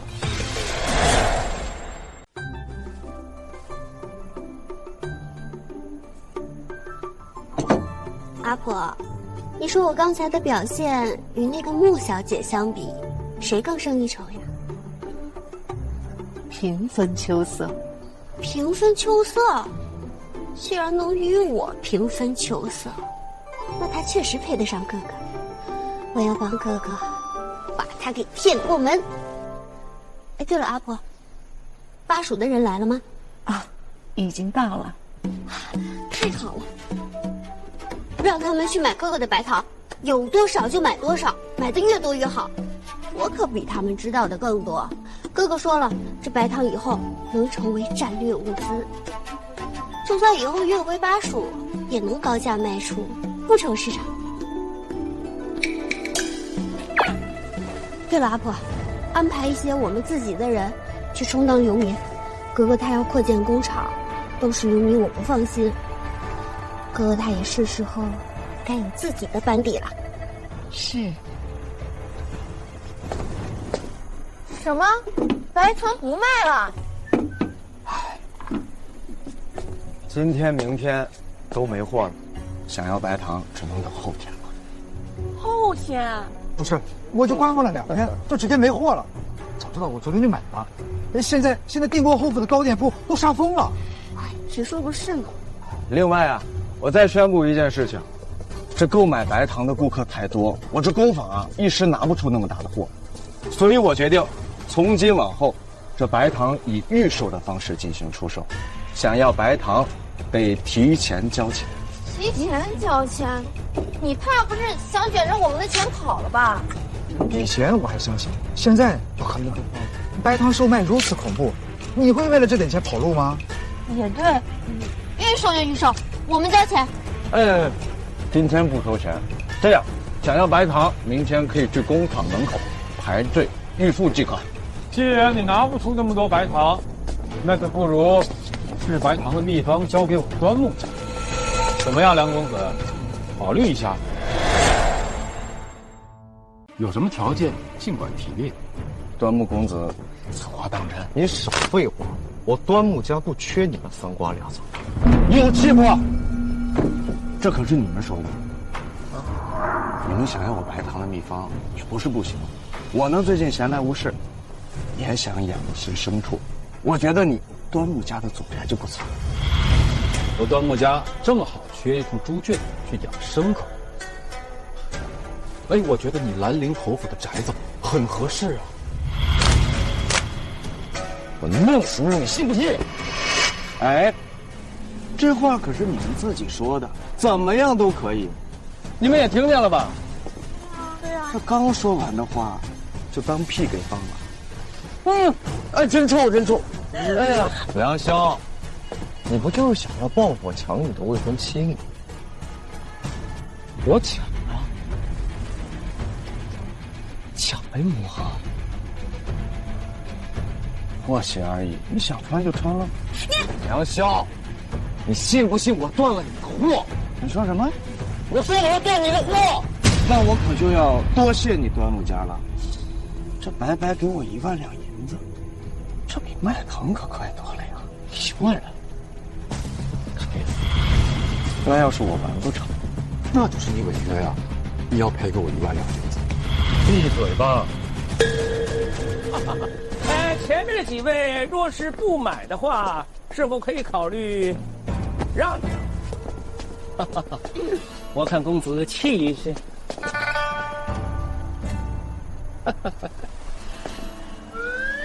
我就这位公子气宇轩昂，想必阁下一定是梁萧梁公子。哎呀，在下公孙烈。乃是巴蜀公孙府上的管家，千里迢迢自巴蜀前来，欲以500文1斤的价格收购阁下1000斤白糖。什么？500文1斤？现在已经涨到了400文，你这不是扰乱市场了吗？我的天，巴蜀公孙家真是财大气粗啊！阿婆带来的消息，要是再不买些白糖，小姐要发起火来，这要燃起来，整个巴蜀都得给这小姐想办法降火呀！我还说不会吃辣。对呀。这位姑娘有所不知，现在我巴蜀呢流行吃甜辣。哈哈，公子如何呀？不卖。什么？不卖？哦，哎呀，我知道梁公子在担心什么。这样，只要交易达成，我以公孙家名誉担保，立刻将这1000斤白糖运回巴蜀去，绝对不会借此机会扰乱京城市场，如何呀？这巴蜀目前是大周最强的藩王封地，倒是可以结交一下。公子不卖，还不卖？公子这是为何呀？我说了400文一斤，那就是400文一斤。实不相瞒，昨日我刚一入京之时，已经打听到公子此前的定价的确是400文一斤，但您也看到了，如今队都排得这么老长了，若是我公孙家不适当加钱，如何竞争啊？公子大可不必客气，在商言商，这点道理我公孙家懂，银子嘛也给得起。这样啊，我的工坊已经在扩建了，这第2批的糖我可以稳定给你公孙家1000斤。第2，但价格还是400文。至于你们能卖出多少，那就是你们的事儿。啊！哎呦，小姐真的这便宜哥哥人还不错呀！这天我回去就要告诉老太爷，公子此话当真？当真。好，公孙令佩服，今日得见公子，真是3生有幸。公子够爽快，更讲究。既然如此，那我便赶回客栈静候佳音。公子，告辞。请。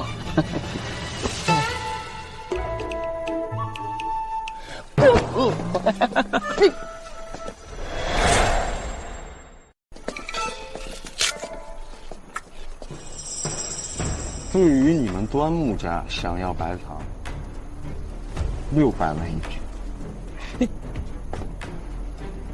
你可真不要脸！你爱要不要？好，走着瞧。走着瞧。你给我走啊！我去！行了，诸位，想要白糖，明日去工坊排队交付即可。好，跟随大家吧。陛下姐姐，你觉得梁萧怎么样？朕一直相信你的眼光，成大事者不拘小节，10夜救国，倒还真有意思。其实他在朕这里已达到皇上的标准，不过什么？光是我说可以，无法服众。到目前为止，他只有白糖成功，一定会有很多人阻挠，所以还需要一阵风，把它吹得更高。姐姐的意思是，朕会让丞相邀天下学子举办一场宴会，到时候你想办法让他参加。哦，还有，你林端的身份就不用再冒充了。这段时间我都让林端在宫中，不敢放出去为我办事。好，到时候我定要让他定定。林端的身份，朕也想借用一二。啊？以后，朕就是林公公。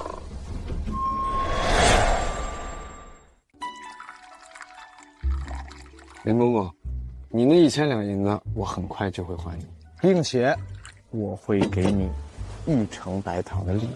嗨，大家不要了，爽快。哎，不过你可记得，当初说若这钱赔光了，你答应咱家的条件？当然记得呀，我若是完不成，就在不违法的条件下答应公公做3件事。不错。你只替咱家办1件事就行，就1件。咱俩的关系，我替你办1件事，替陛下办2件事。啊，还有这好事儿？陛下两件我一件。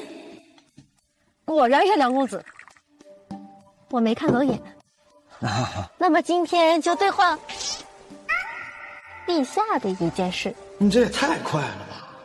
好啊，只要我能做到，定尽量。好，3天后，丞相府要举行一场年轻人的聚会，到时候希望梁公子能够到场。就这？没错。也不需要做别的？不需要。好，我答应你。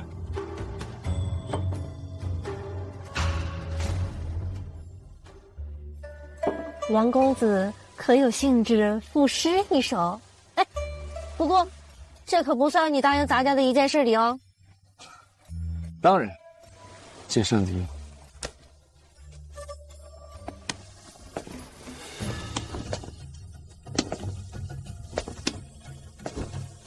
秋风清，秋月明，落叶聚还散，寒鸦栖复惊。相思相见知何日？此时此刻难为情。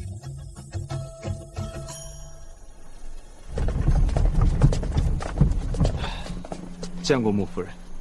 梁萧，你与侯府互惠互利是好的，但是我还是要提醒你一句，你在京城文坛的名声不好，而小女又是京城公认的第一才女，你与她相识倒没什么，但请注意你的言行，不要连累了她的芳名。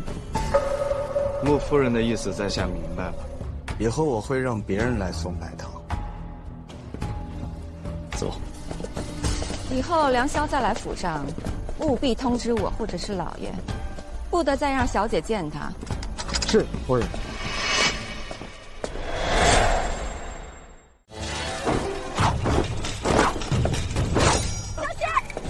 不好了，不好了！小姐，不好了！刚在门口，夫人把梁公子给拦住了，并且还警告他说，让他以后不要再跟小姐接触。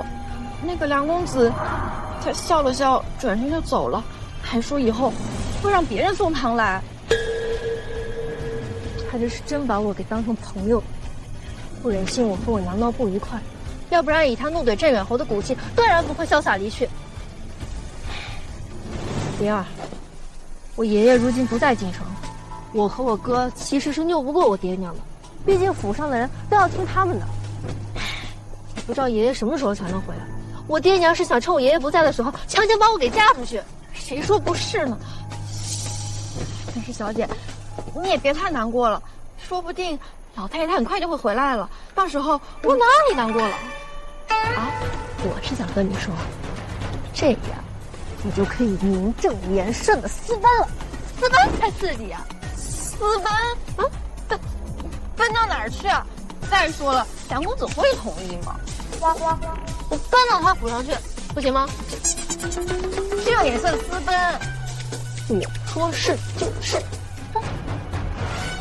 穆秦雪，穆秦雪，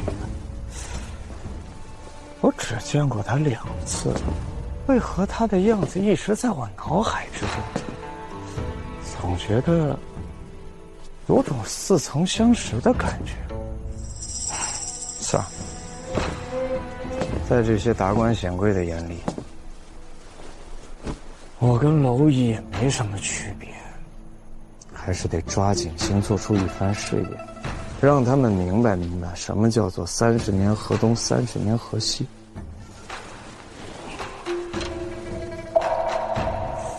这甘蔗也不够了，明天得去找端木云城进货。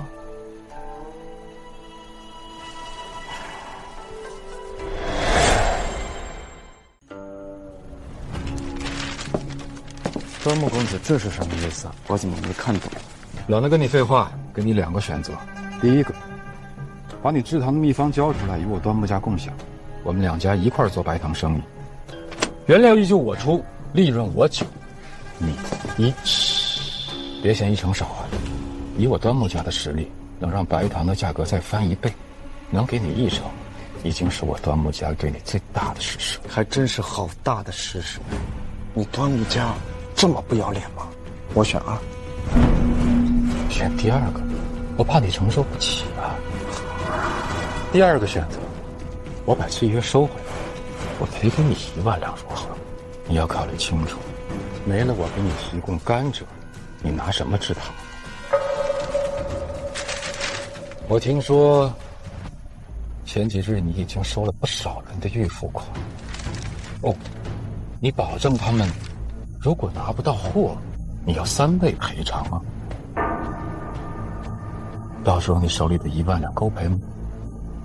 我等了这么多天，就是等你收足了预售款，需要第2季甘蔗的时候我才出手。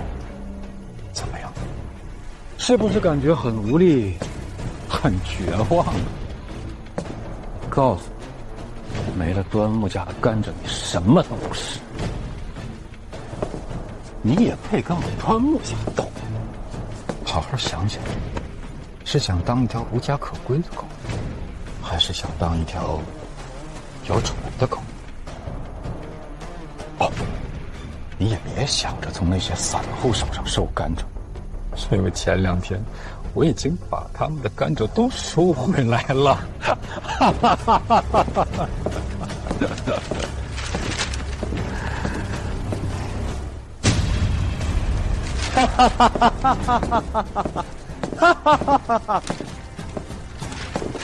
端木家还真是财大气粗啊！自然，我端木家从来都玩得起。那我就勉为其难，只能收下这1万两银子。你说什么？端木公子白白给我1万两银子，我岂有不要之理啊？我再给你一次机会，你想清楚，拒绝端木家的好意，你将会面临什么样的后果？这就不劳端木公子操心。好，我就等着看那些商家怎么围攻你。1万两，稍后就送到你府上。谢了，告辞。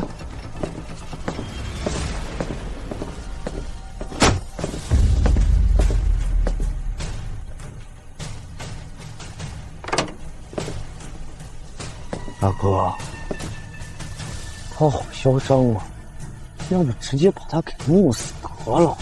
不能这么便宜他，把商会断掉他甘蔗的消息传出去，我等着看他笑话。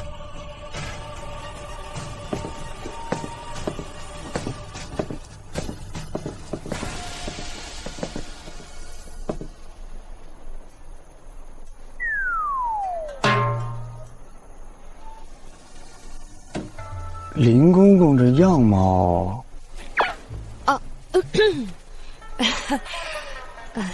这宫里啊，实在是没什么乐趣，就跟那宫女儿学学化妆。哦，原来是这样啊！真当我傻呀？你们这1个2个的，这明显就不是一个人呢。算了，就当不知道吧。你看，咱在这记性，都忘了正事儿了。梁公子，咱家此次前来，就是想告诉你，那穆小姐近日身体抱恙，不方便出门，就由咱家替她与你交易。契书什么的就不必了，定国侯府的甘蔗，还有最近时间提供的甘蔗，都可以给你。你以后有什么打算，也可以告诉咱家，再由咱家替你转告。这端木家肯定会把我甘蔗断货的消息大肆宣扬，所以这段时间我需要制作13000斤的白糖。啊，不过你放心啊，这定国侯府的7000斤甘蔗一点都不会少。呀，那咱家可就不明白了。这甘蔗最多存放7天，你的人工才100多人，这怎么能够在半月内就能制出这么多的白糖呢？山人自有妙计。既如此，那梁公子大可以放心信任定国侯府，毕竟像你这样长期提供低价的白糖，也算是天大的商机了。想不到啊，这偌大的京城，我能相信的只有雪儿和林公公。依咱家看，这穆小姐确实人不错。若是梁公子日后可以平步青云，以后抱得美人归，也不是没可能。他父母，你就不用担心了。实话告诉你，这事儿啊，他们定不了。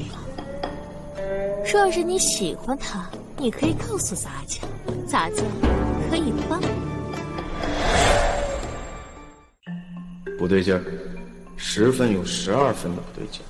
这个新的林端也好，还是之前的那个林端，似乎都在有意无意撮合我和穆秦雪，连穆秦雪自己也在撮合。我现在无心儿女情长，只想完成师父的嘱托，报效陆家。好。一直听闻梁公子提及其师，不知这师父是何人呢？家师人在巴蜀，不愿意被提起。人在巴蜀，又让梁萧报效大周。当年有能力保下兰陵侯之子的，只有一人，不是林公公。这下山之前，我看天下，以为是英雄辈出；下山之后再看天下，原来鼠辈成群。如今的大周强兵环伺，又有以巴蜀为首的军阀割据，朝野党争，更已门阀林立。只是自己也是鼠辈。林公公。林公公啊，没想到懂我知我之人，竟然是林公公啊！这你什么这你赶紧把那条子赶紧写好，咱家还要替你找到给定国侯府的穆姑娘。早就写好了。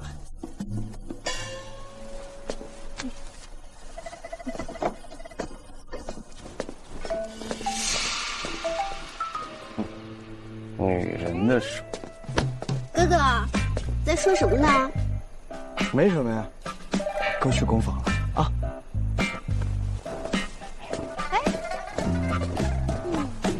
又一个冒充林端的，还是个女子。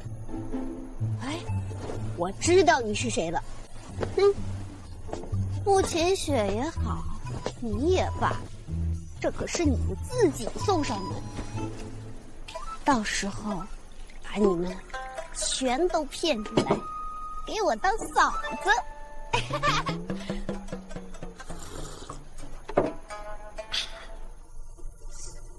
对了，还有端木家那个坏家伙，我哥哥好不容易成功一次，岂能让你们捣乱？这甘蔗又不是只有你们端木家有。我手。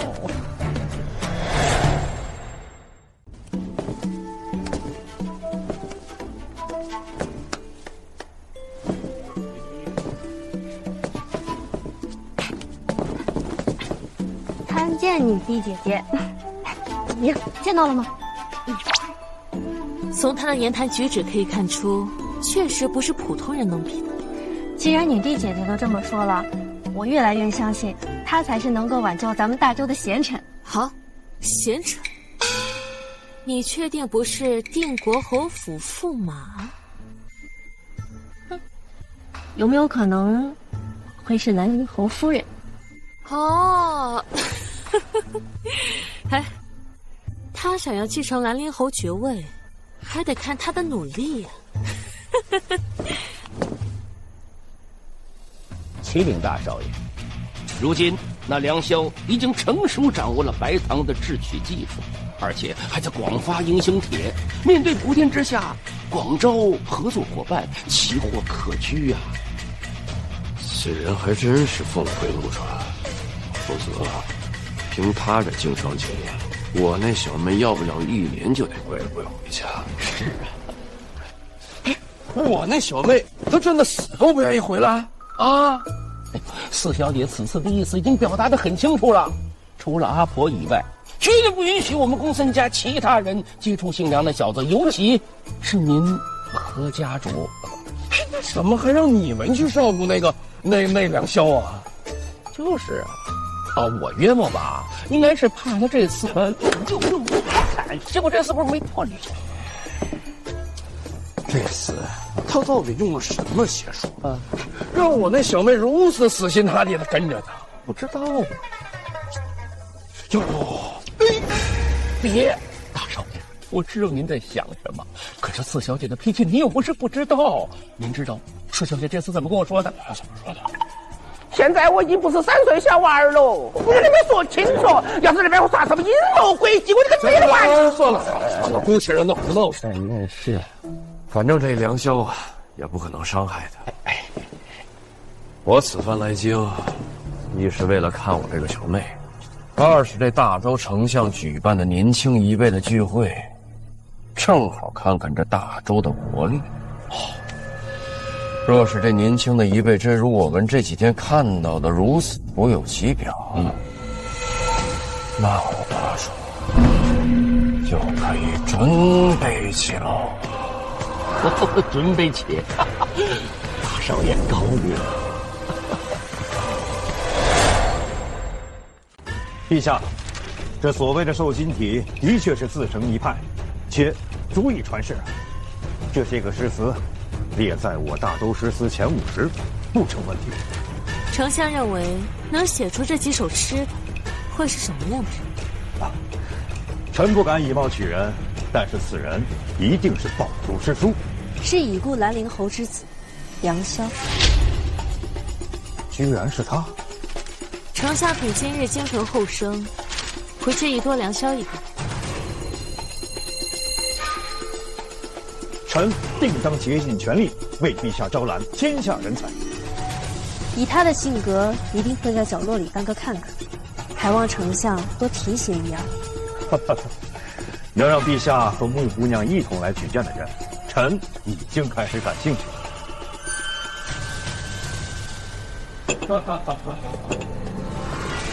这丞相府可不过如此啊！梁公子，今日我家父亲自主持宴会，端木家和致远湖的人都在场啊，你要多多留意啊。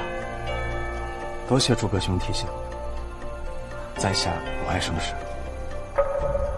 靠，他怎么来了？哼，随他去，看他能掀起什么风浪。哎，那我先去忙了。诸葛兄请便。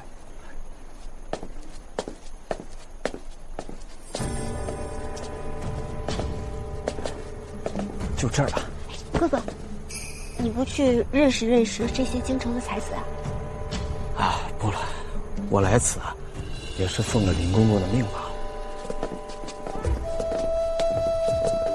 公孙兄、卓兄，招待不周，还请自便。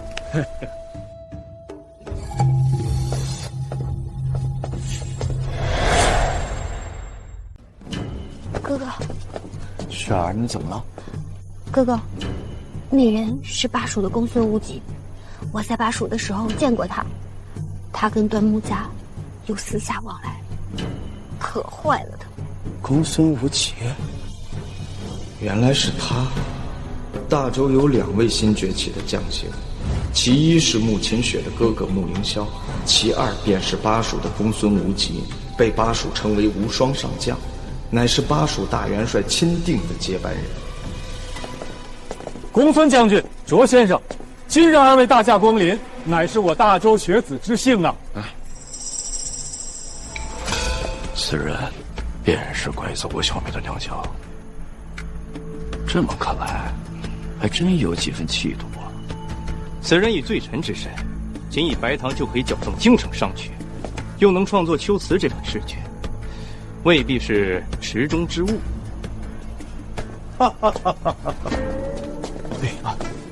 这下见过丞相。免礼免礼，卓先生果然高见。今日请二位前来，也想让二位看看，我大周这年轻一辈是否真如那世家所说，不堪重用？丞相不假。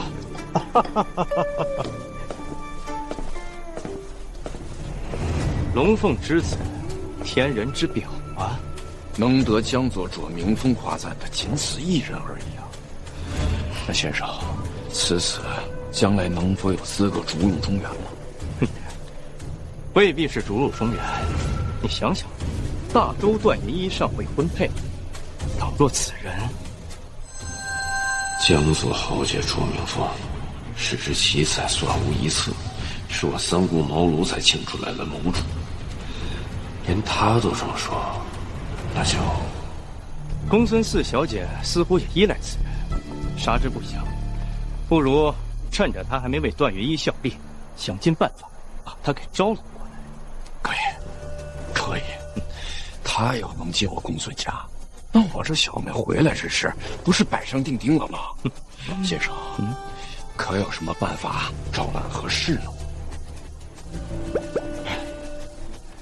把你三妹从巴蜀调过来，干嘛？让她以美色来征服此子，就让此子成为公孙家的女婿。不行，我已经陪了小妹，这还把我三妹搭进去，这不行！哎呀，听我的！哎呀，将军，不行。梁公子，怎么不入座呀？诸葛兄，这公孙无极旁边的是何人？梁公子，是否听闻过江左鬼才卓明峰啊？竟然是他！想不到这次宴会的确来了些了不起的人。呀，这不是兰陵侯府的梁公子吗？今日丞相府宴请天下才子，怎么什么阿猫阿狗都配？你什么你呀？你啊！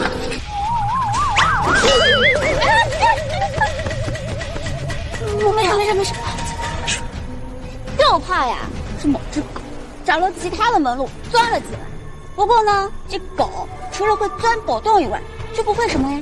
端木二公子张口阿猫阿狗，可知这丞相府内罪忌无礼。至于端木大公子，前些日子定国侯府诗会，偷人诗句，沦为笑谈，也敢自称是才子。你休想造谣我们端公子！你闭嘴！你也不是什么好东西。跟别人有婚约，还跟其他男人私会，这么一想，你们倒是般配。对呀、哎，好了，这次宴会邀请大家来，我们不提以往的恩怨，我们谈国家，谈天下。各位有什么高见，尽可以提出来。若是只想逞着口舌之力，还请离开我们丞相。哎呀，好生热闹啊！我是错过什么了吗？诸葛兄，别来无恙。行兄，别来无恙。冒昧问一下，阁下是江左豪杰卓明峰？行兄，认错人了，这位是已故的兰陵侯之子梁公子。所以写出秋词的梁萧公子，在下大楚行宫，久仰大名。行兄客气，不过是一首俗诗，难登大雅之堂。哎呀，公子过谦啊！我言秋日胜春朝，此等兄弟天下少有啊！改日必须去，改日再去登门拜访，我先逛逛。和小时候一样。这大楚天骄来我大周参加丞相宴，哎，怕是来管我大周国运了。刚才为何要我离开？这梁萧在京城文坛的名声并不好，小侯爷不必趟这趟浑水。无知！这大周除了卓民风境，还有如此英杰，喜怒不形于色，气度沉稳，不比吾皇之下呀。小侯爷误把梁萧认成卓明峰，如今也见了卓明峰本人，感觉如何？卓先生的确是第一豪杰，但更强于谋略，不比梁萧。他能成为群龙之首，文武双全。文武双全？你看他身上的气势，跟我爹的风范一样。只有对自己身上的本领有绝对的自信，才会有这样的气势。所以我敢肯定，他身上一定有我。先生啊，这梁萧在你眼中已经是人中龙凤了，那你跟邢风比起来，你觉得如何呀？这梁萧或许会更胜一筹，所以你三妹的事情，我算了，欺负人家。哎啊，入账了！竟然给我小妹吃橘子！你小妹是最讨厌吃橘子的，就还吃的那么开心。你，沈处长，他到底给我小妹使了什么迷魂计啊？连喜好都变了。大哥陆三修，要我说，你总是对他抱有偏见，你应该正视他，认识他啊。先生啊，你看他那杯子的手势，和我见过的一个高人如出一辙呀！一个连我爷爷都找不到的假死之人，若他还在世，我爷爷便不敢有此理之行啊！若他真是出自死人门下，那你所说的，我可就不意外了。哎，那你三妹的事，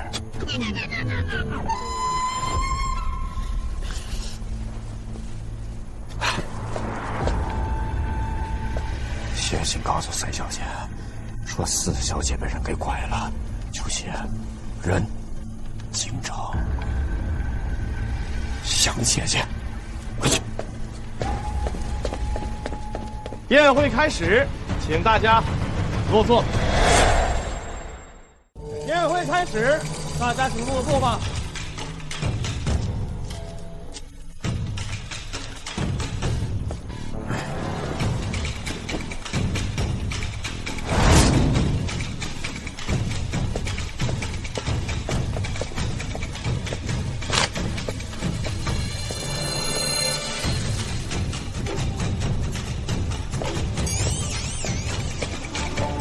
诸位，诸葛爷爷今天偶有急事，小女子受托，今日为诸葛爷爷主持本次宴会。有秦雪姑娘主持，今日宴会必定会顺顺利利。听说秦雪姑娘也是城下的高徒，还未许人，也不知道哪家郎君能得到她的倾心。梁公子、邢公子、公孙将军、卓先生，为何不来前排一叙？雪儿这么爱吃橘子，以后可天天给你买。还是哥哥对我最好了。梁公子，不必了，多谢牌，我在后排倾听就好，不影响大家交流。我也觉得后排挺好的，多谢秦雪姑娘费心意。啊，我与公孙兄也在后排挺好，秦雪姑娘继续主持便是。看来梁萧是因为自己的身份而感到自卑，但这场宴会就是为你而办，主角怎么能在后面？梁公子，来者是客，你尽管来前排一叙。小女子最近拜读了梁公子的诗词，又见了梁公子的瘦金体，深感敬佩。瘦金体是什么？瘦金体便出自于梁萧之手。梁萧，快上前为大家解释一下。哥哥，去吧。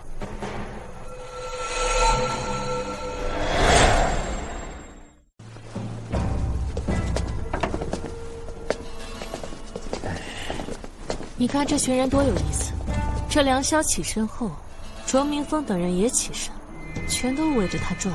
看来这梁萧的确引起了巴蜀和大楚的注意。臣恳请陛下即刻将梁萧送入朝廷。不用，秦雪在，他跑不了。定国侯那个老不要脸的，怎么会想到把孙女儿嫁给梁萧的？这是在虎口夺食啊！臣暂且告退。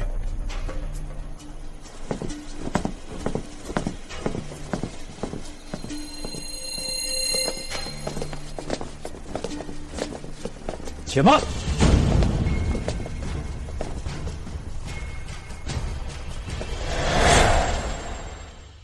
且慢！秦雪姑娘，公孙将军、卓先生和邢公子名留天下，他们几位坐在前排，我等心服口服。但梁萧不过一介商人，一个无名之辈，何德何能坐在前排？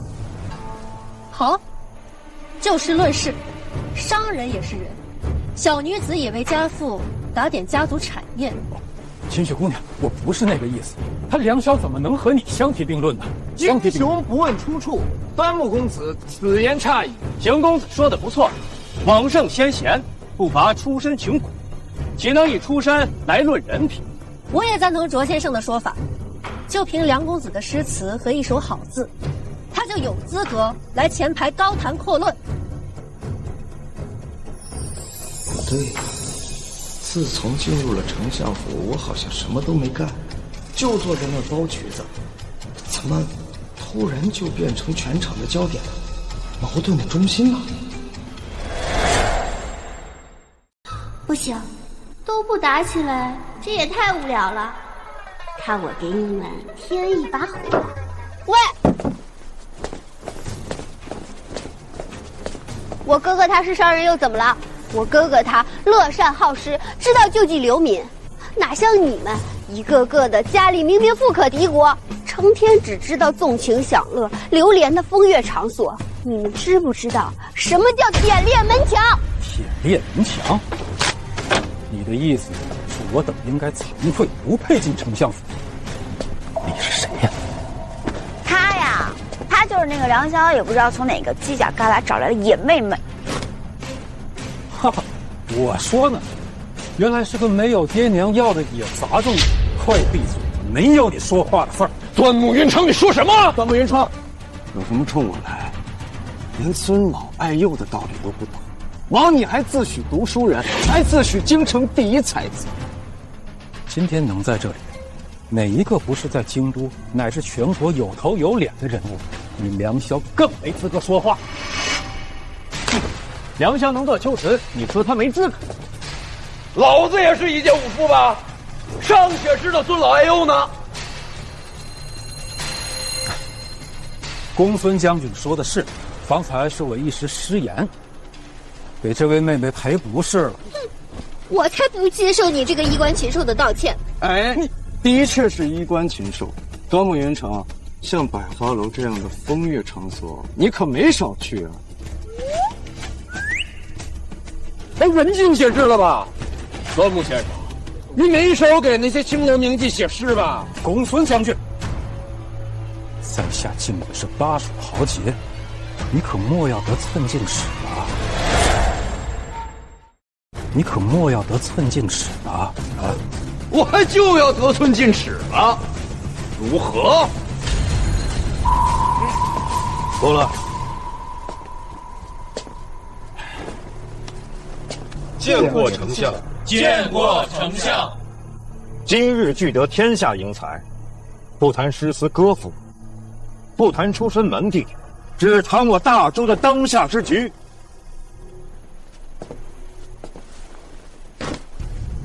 北湖环伺，藩镇割据，国库空虚，世家做大。诸位都是年轻有为之士，可有救国良策？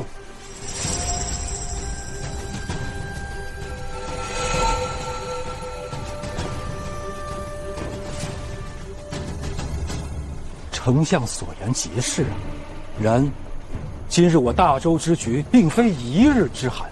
17年前，他兰陵侯贸然主战，至北湖南下，国都南迁，数十万将士战死沙场，此乃前车之鉴。依在下看，当以怀柔之策待北湖，割地赔款，互通有无，方得太平。一派胡言呐！当年兰陵侯带着10万将士断后，才有了我大周迁都的时间，而尔等士卒竟在后方把持粮道，拒不发兵。今天反倒倒打一耙，可惜的无耻啊你！公孙将军所言极是，今日之宴本是论救国之策，而非诋毁忠良。兰陵侯为国捐躯，沉冤未雪，尔等不思为其正名，反倒拿其说事，你还配称大周的子民吗？哎，穆姑娘休得胡言呐！兰陵侯主战误国，这是朝野共识啊！朝野共识，我看是尔等世家的一己之见。端木公子，我有话要问你，你尽管问。今日我定变得你心服口服。当年两国交好之时，北湖各族不仅要我大周的钱财，还要我大周每年奉上5000名妙龄女子供他们享乐。此事人尽皆知吧？那又如何？用5000名女子换取两国和平，这些女子与有容焉？普通人家的女子上不得台面，而像你端木家族这样的世家大族之中，有不少芳名远扬的宠姬美妾吧？怎么就没见你们放出来？有这些平民百姓的子女跟北湖人和亲，犯不着让我们这些高贵的官宦子女去吧？那我再问你，他们要的不仅仅是钱财和女人，他们要土地。当年主张割地赔款的，就是以你端木家为首的朝中大臣吧？以土地换取和平，总好过穷兵黩武，削弱国力，有何不可？你放屁呀你！你们这群投降派老骨头！公孙将军，让我问完不迟。当年北湖侵犯我大周边境，致使数以万计的百姓家破人亡，流离失所，你却只字未提。他们要钱，你便慷慨相赠，就是因为花出去的钱是国库的钱，而并非你们世家的钱。他们要女人，你们便给他们女人，让寻常百姓忍痛割爱。他们要割地，你们便割土地。今日割5城，明日割10城，得一息之安寝。可不知道这样做的后果，就是让我大周日渐衰落，兵不战心，民变四起。没花你们世家大族的1分钱，一个人1块地。你们告诉我，你们世家大族为何如此慷慨大方？这是食肉者所谋，你梁萧懂个屁！那本将军是食肉者吧？端木云城，你倒是告诉我呀！我替他告诉你，你他们这些世家大族，早在大周之前就当了几百年的墙头草，他们只会见风使舵。即使我大周亡了，对他们而言也不过是换个新主子罢了。一派胡言！我端木家拳爱国之心日月可见。怎么就一派胡言？拳爱国之心，怎么不见你端木家跟着前程一起灭亡啊？换主子对你们来说不过是家常便饭吧？你好大的胆子！你敢污蔑我端木家？哼！端木公子，你口声声说污蔑，那你看看这是什么？这上面记录了北湖近5年的所作所为。你端木家借通商之名，向北湖出售粮食铁器，让其养精蓄锐。你告诉我，你们这么做到底是卖国还是救国？你们胡言，这是假的，这是伪造的。造假？哼！巴蜀公孙家在北湖边境布有暗线，这些记录皆是亲眼所见。端木家与北湖通商的证据，我这儿也有。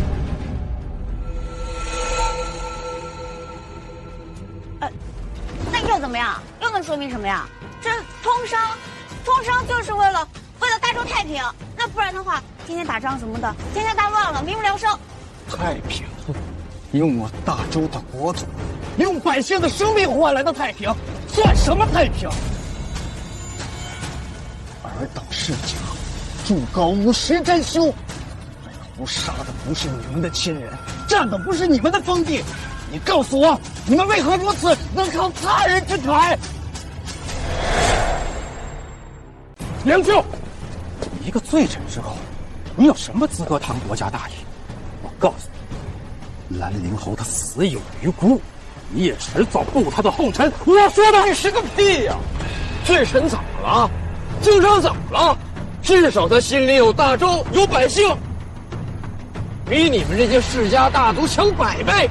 说得好，英雄不问出处，家国大，无关门第。端木公子，你以出身论人，未必也太过狭隘。杨公子所言，振聋发聩。大楚虽以大周为邻，却也尽忠良，恨奸佞。今日一见，大周并非无才，只是明珠蒙尘。与梁萧相比，这些所谓的世家才子，才是真正的笑话。梁兄，受教，受教啊！受教。谁是笑话？我们饱读诗书，我怎么就不是读书人了？这个罪臣之后，你配当读书人吗？我一个罪臣之后，尚且知道饭所走卒，皆可报国。梁萧为卑而未敢忘忧国，今日我必以诗为证，让你知道什么是读书人。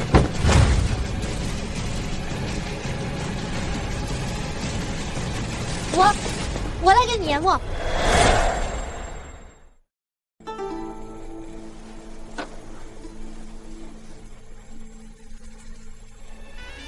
将卧孤村独自哀，上思为国戍轮台。夜阑卧听风吹雨，铁马冰河入梦来。好诗，好诗！杨兄好诗，好一个报国之心啊！哥哥好厉害！兰陵头有子如此，死而无憾呐！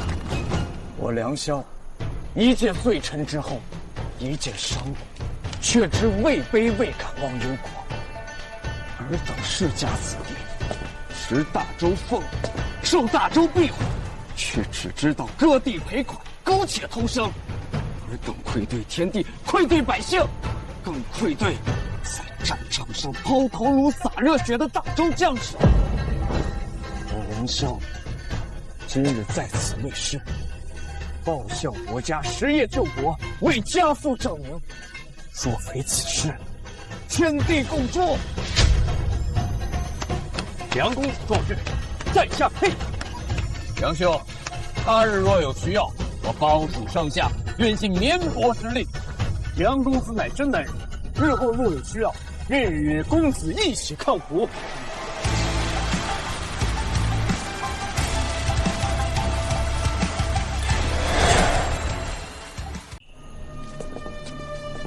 长念。17年前，兰陵侯段梁战死，经查，乃是有人故意拖欠粮草所致。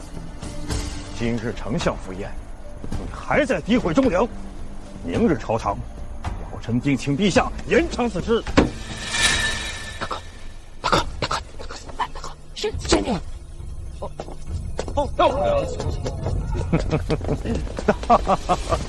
梁萧，你果然是个人才，有大志。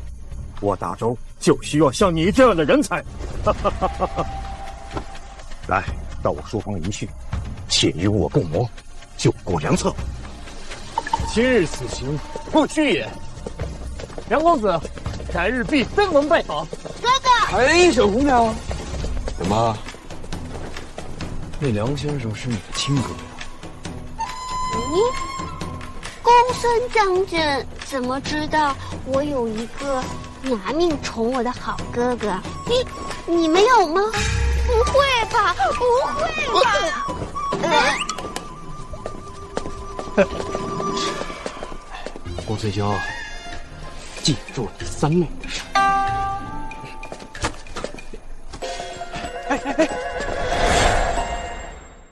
其实，2年前你刚到京城的时候，老夫就派人暗中观察过你。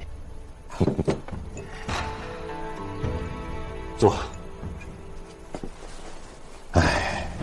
结果他们的回报是，你看起来平平无奇，实在是惭愧。丞相日理万机，定然是不会亲自观察。梁萧，你既有如此的才华和胸怀，却只能被迫经商，这是朝廷的失察。现在，你可愿意为官？老夫定当全力为你铺路。啊，丞相，晚辈其实是自愿经商。这商人唯利是图，哄抬物价，一向是受人嫌弃的。你这又是何苦呢？诗词歌赋拯救不了大周百姓，但钱可以。我已经跟林公公谈妥了，争取成为皇商，这也算是回报陛下和林公公的知遇之恩。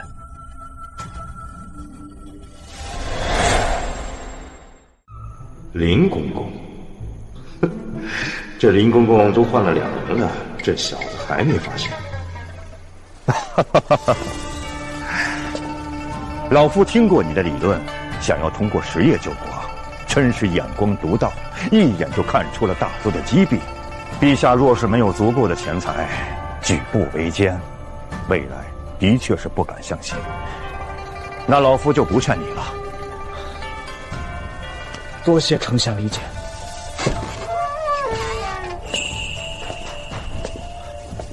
林公公，你刚才藏哪儿去了？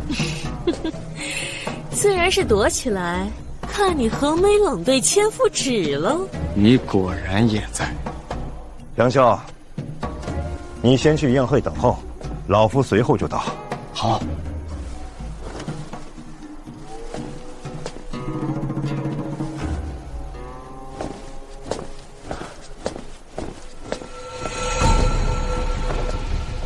丞相觉得这良宵如何呀？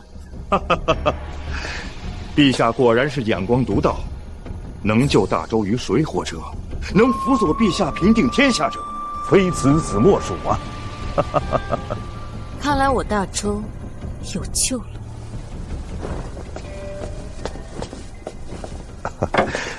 陛下，丞相有什么话，但说无妨。陛下，那定国侯当真是把秦雪许配给梁萧？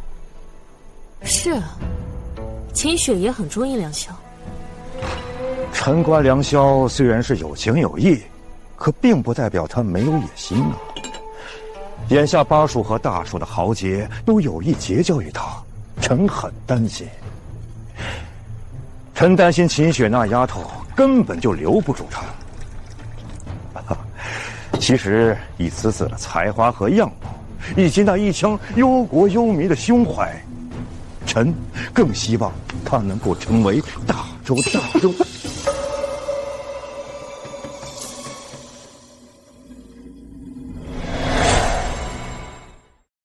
昨日丞相府事情已经传出来了，这会儿段云一又把梁萧的墨宝拿出来演示，是不给我端木家面子吗？右丞相奉旨举办品评宴，满载而归。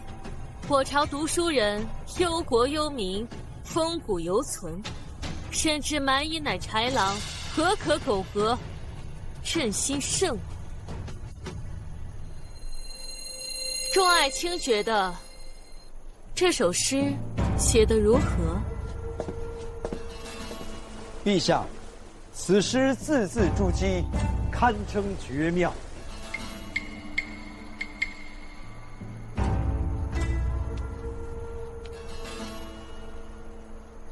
端木卿家何故一言不发？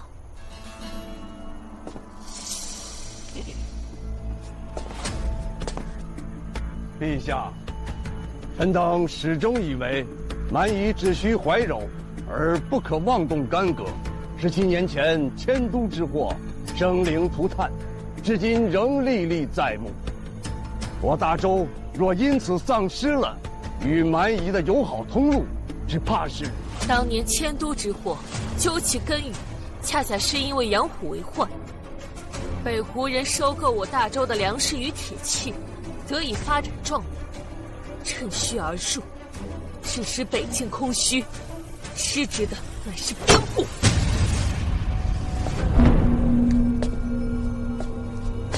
陛下，此事诸位臣工既竭尽全力，奈何前线战事不利，兰陵侯拥兵自重，且不停调。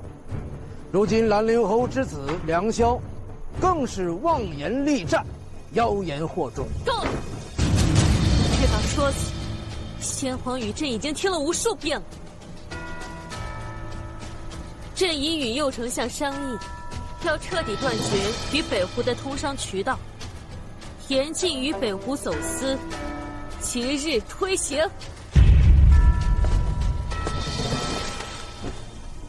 陛下圣明。陛下圣明。陛下圣明。陛下圣。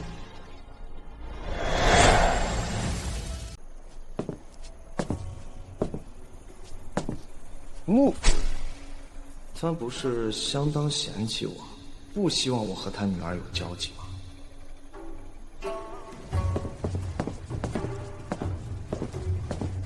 梁公子，此次前来是特意向你道歉的。之前是我狭隘了，我没想到你是怀才不遇，却有报国之心。穆夫人不必如此，穆夫人也是爱女心切，我能理解。请坐。哼，自从娘听闻丞相府发生的事情后，就对梁晓改观大变，因为娘也出自平民世家。来人，看茶。穆小姐请。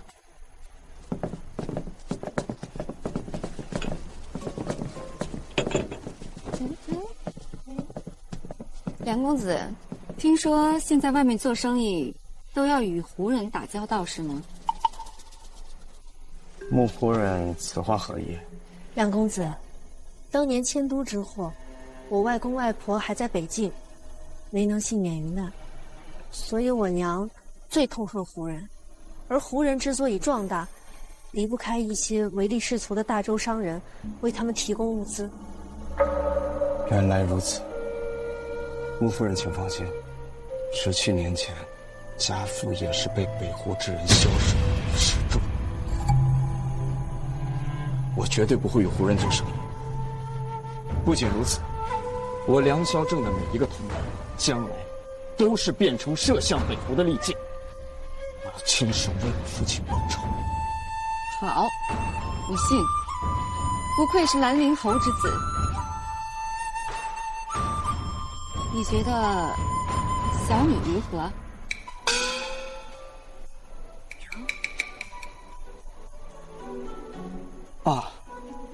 穆小姐不愧于大周第一奇女子。这孩子一表人才，又有一腔报国的热血，倒也配得上自家女儿。只是女儿那天生蛮力，武艺高强，就如自己婆婆那样，将来这孩子不会也变成妻管严吧？那就好，接下来就聊聊你跟秦雪的婚事吧。啥？婚事？竟然不给我端木家面子，当众掩饰梁萧的失忆，看这个昏君的好日子算是到头了。当北湖入主中原，咱们端木家依旧是朝廷的柱石，而这段云一注定是胡人的奴隶。这女帝怕是失了智了，断了与北湖的商贸，这会让我们端木家损失惨重。爹，您消消气，那女帝不就是想要力挺梁萧吗？我们偏不让她得偿所愿。别忘了，我们已经断了她的甘蔗来，而她第2批白糖马上就要出售了。没了原料，她拿什么卖？届时再还不上钱，我们就可趁机收购了她的白糖秘方。到那时，这白糖生意只能是我端木家一家独大。爹，这件事情应该宣扬出去。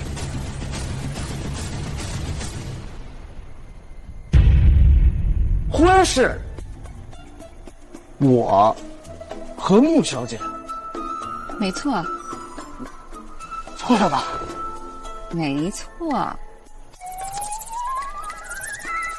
这我怎么不知道呢？这件事情啊，你确实不知情。2年前你来到京城，其实有很多人在关注着你，这其中就包括老爷子。定国侯府当年若不是你父亲力保，早就没了。所以你一到京城，老爷子虽然没在京城，但是却一直关注着你。当他知道南宫雷跟你悔婚之后，就立马定下了你们2人婚事。啊！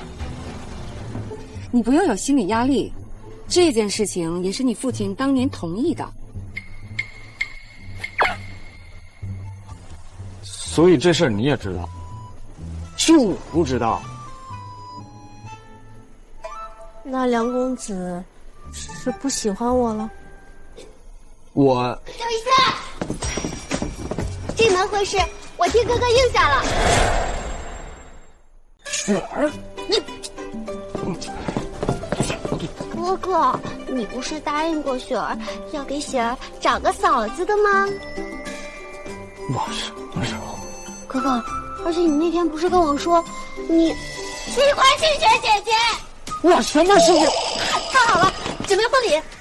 哎呀，你稳重点儿。这件事情虽然我同意了，但是他爹还不知道，所以我们还需要一个契机。什么契机？皇商。你爹之所以不同意你们2人的婚事，还是因为你的身份，所以务必要拿下皇商。娘，拿下皇商对于梁公子来说并不难，陛下已经注意到他了。过几日啊，陛下就会召你进宫。陛下要招我进宫？没错，你不要小看你在丞相府的影响力，陛下已经将你的诗挂在了大殿之上。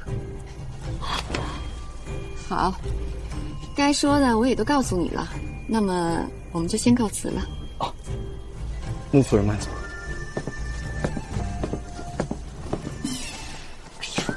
走了。嫂子别走，嫂子再来，嫂子。你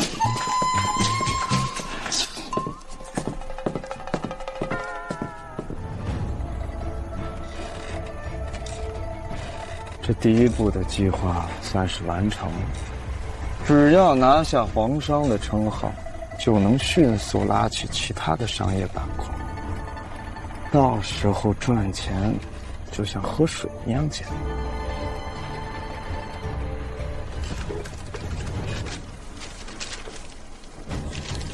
是时候考虑发展这些东西。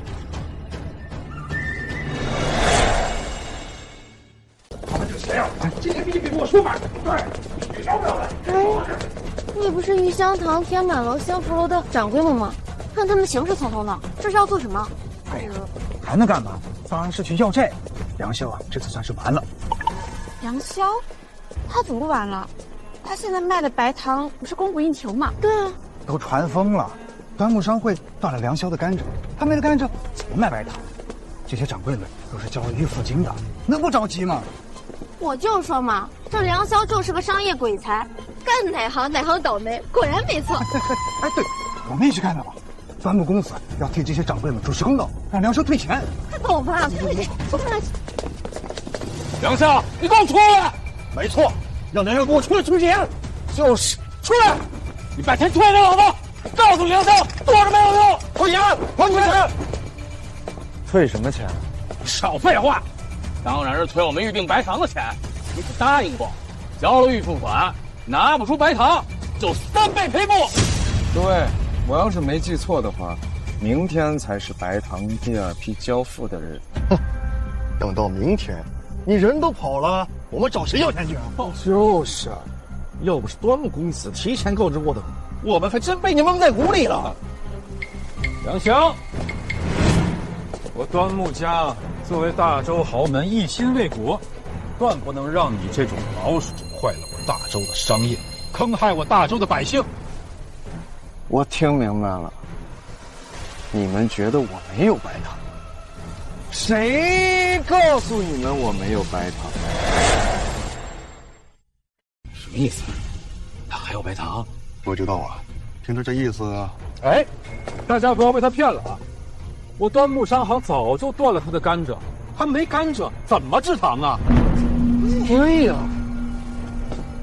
没有甘蔗，你如何制作白糖？到现在还想要骗我们？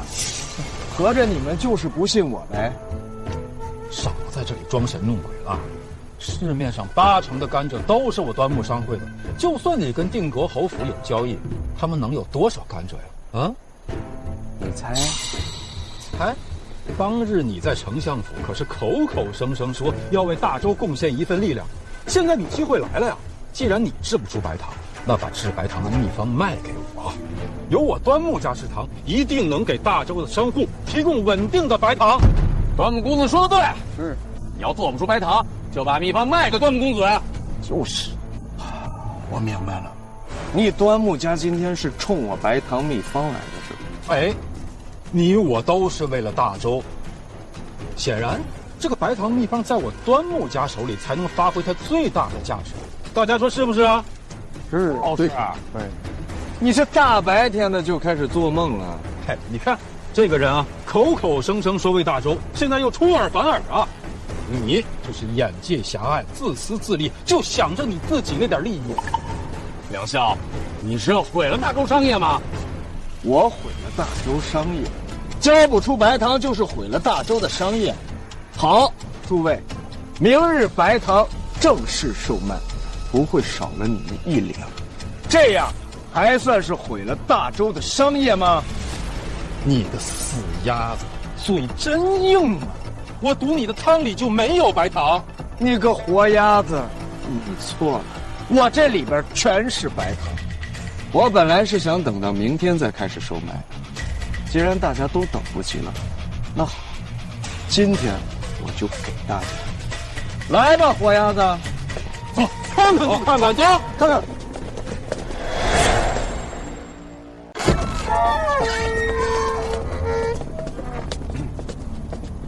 你不是要带我们看白糖吗？白糖呢？你瞎呀！这儿全都是白糖。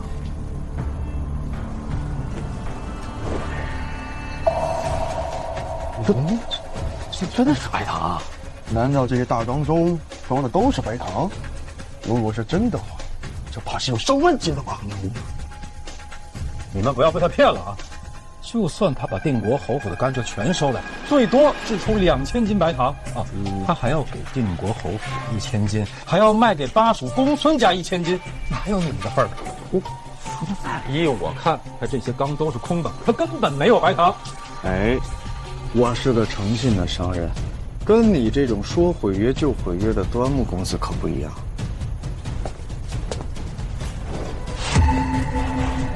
哇！全都是，还有这全是我的白糖？不可能！我相信你有那么多白糖。哦，那我就让你相信吧。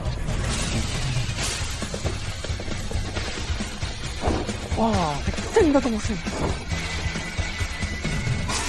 你哪来这么多白糖？这当然要感谢你了，你给了我1万两银子，让我有更多的资金去更远的地方收甘蔗。这甘蔗的保质期是7天，只要7天之内制作完成，就不会坏。不过，报是你们端木商会，我听说你们收购了大批的甘蔗，这7天可过去3天了，你们该如何在4天之内处理掉几10万斤的甘蔗呢？这要是都烂在仓库里，这得损失多少钱？要不这样，我以每斤1文的价格收购。不，我告诉你，那些甘蔗就算烂在仓库里，我也不卖给你。哎呦，诸位都听见了吧？这端木家就跟我在丞相府里说的一模一样，他们呀就是嘴上爱国，宁肯将甘蔗烂在仓库，也不愿意便宜卖给我们百姓啊！是啊，这要是你闭嘴！我偏不。诸位，你们不是想提前要白糖吗？哎呀，是，这做生意要讲规矩，我可以提前给你们，但以后这生意咱们就不要做了。你这别呀，别呀，梁公子，哎，我们都是信你的，你可不能不卖啊！没了白糖，我们这些铺子可怎么活呀？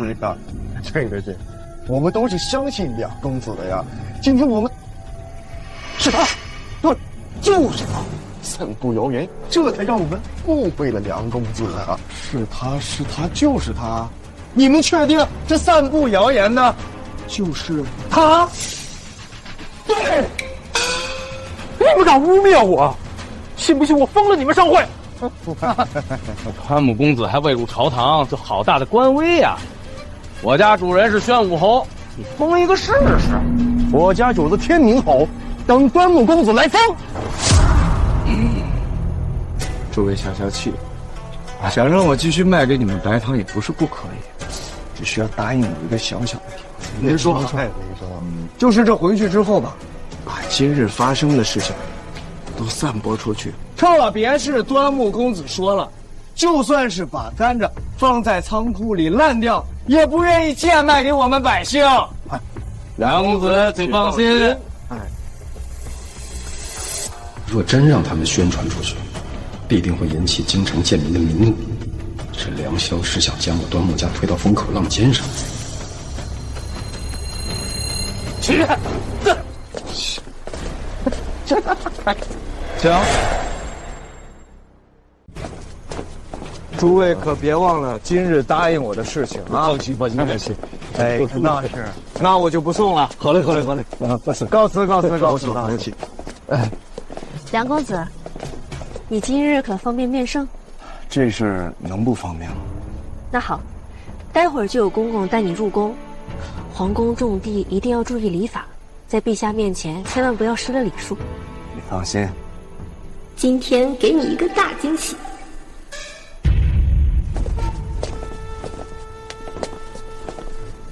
站住！此乃皇宫重地，你是来面圣的，难道不懂规矩吗？规矩这位公公带我来的。你现在呀，归曹家管了，话也不抵用。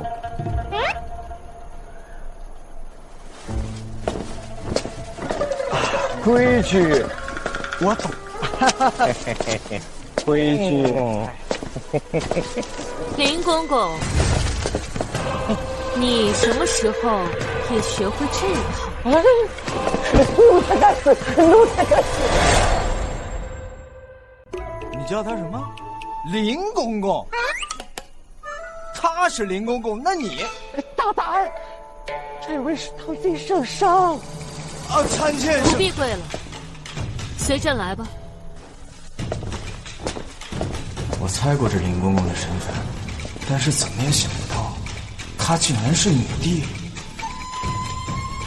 哪来吧你？啊，草民斗胆想问，想问陛下一个问题。请讲。这第一任的林公公，就是穆秦雪吧？你确实有几分小聪明。好你个梁萧，原来你早就知道了。你可不要小看我，我可是你弟姐姐钦点的推荐官，专门秘密为大周寻访人才。多谢推荐官。哦，草民多谢陛下。你也不算草民了，以后称臣就好。朕准备对你委以重任，若你做得好，朕会考虑在合适的时机把令尊的侯爵归还给你。臣谢陛下。梁萧，你冒着株连九族的风险犯言直谏，给朕应对之策，朕倒想听听，你为何会觉得大周已有将亡之兆？回陛下，我大周朝开国40年，而这个时间本应该是一个王朝的上升期。再看看如今的大周，百废待兴，与王朝末期又有何异？王朝末期，回陛下，一两句话说不清。臣整理了一份调查。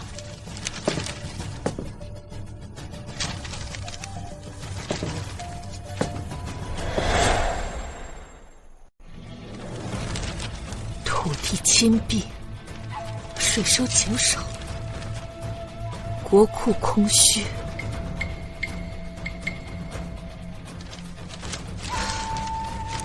朕本以为，一个王朝的衰败是权力的斗争，没想到真正的原因在底层，在百姓。所以，这就是你一直赚钱的原因。正是，只有国库充盈，百姓的生活才能得到改善，百姓才是一个王朝的根本。你可有办法？请陛下再往后看。晒盐法，当真？可制取可食用的食盐？只要做好盐田，就一定可以。那你估算一下，这晒盐法能为朝廷增加多少税收？每年至少500万两，最多可以达到2000万两，全看陛下保密工作做得如何。丞相，臣在。你怎么看？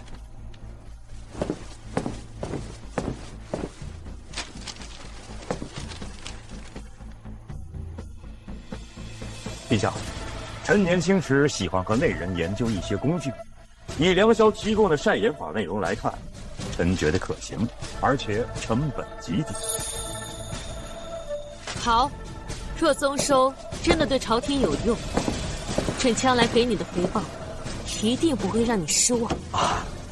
多谢陛下。不过这些都是臣该做的，臣还有更多的办法帮助大周，只不过现在还不是时候。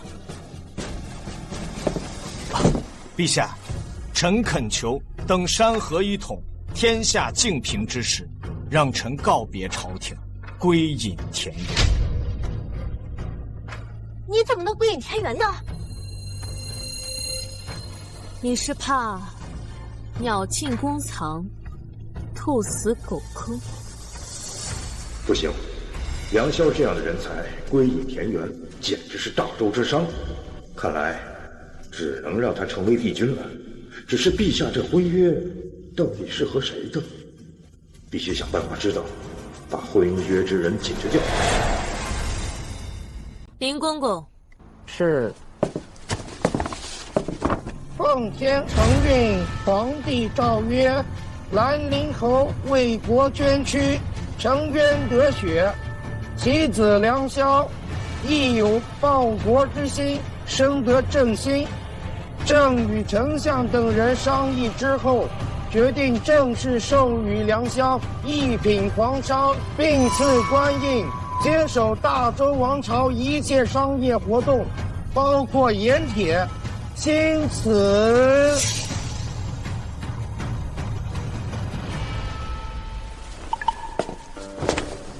陛下，此事万万不可呀！臣等附议。有何不可？陛下，商人向来是唯利是图，若此子插手盐铁，日后定当变本加厉地与朝廷争利。其实，即便是陛下收回对他的特权，他也难掩悠悠众口啊。朕记得你们名下也有诸多产业吧？怎么，你们也是唯利是图？陛下圣明，此子赤胆忠心，有乃父之风，臣愿为其担保。右下，你眼下国库空虚，梁萧以白糖起家，展现他经商天赋，又仰赖陛下栽培，大可一试。相比之下，几位大人家资巨溢，也不曾见在国库空虚时慷慨解囊，又怎能智慧此事？好一个慷慨解囊！我等没有慷慨解囊，难道你右相就慷慨解囊？难道他梁萧就能慷慨解囊？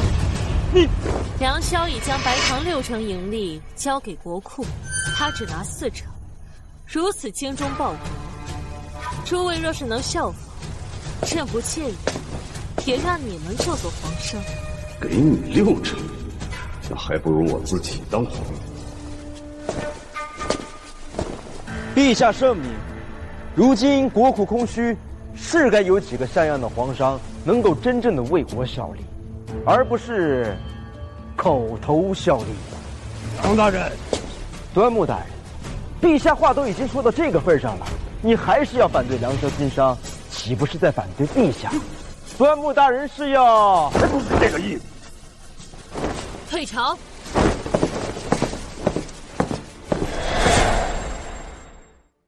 什么？一品皇商？那个昏君竟然让个败家子当一品皇商？我看这个昏君是昏了头了吧？这天下注定是要易主了。住口！如此大逆不道的话，你敢说出口？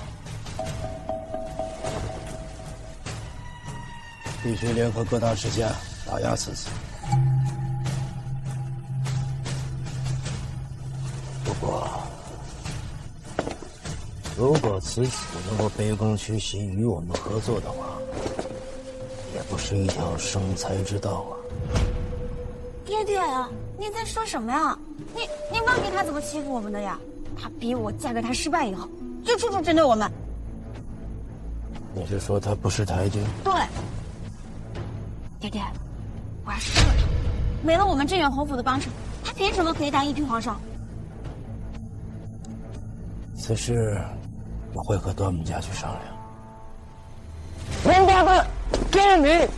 当猪狗不如的东西，敢跟我们端木家讲价，找死！大哥，这帮家伙太过分了，知道我们有批甘蔗要着急出售，肆意妄为的压价。我端木家何时做过这么亏本的生意？没关系，大不了烂在仓库里不卖。不行啊，大哥，那些掌柜会把我们囤积大量甘蔗的事情散布出去，一旦我们不卖，必会从中做文章，会让家族在朝廷中陷入被动。大哥，你发现没有？那些原本被我们打压下去的主战派，金丞相府一事已经死灰复燃。那应该怎么办呢？我在跟那帮刁民谈谈。哎，二位好像很苦恼。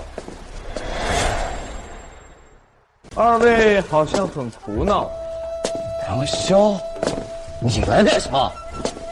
来给我们炫耀你成为一品皇商吗？端木家不欢迎，不许。哈哈，气性别那么大，我是来找二位谈生意的。我没有生意跟你谈。谁说没有？我听说有甘蔗要出售啊！我就算卖给别人，我也不会卖给你。卖给别人？卖给谁呢？那可不是几十几百斤的甘蔗，那可是几十万斤。放眼整个京城，能吃下的也就只有我。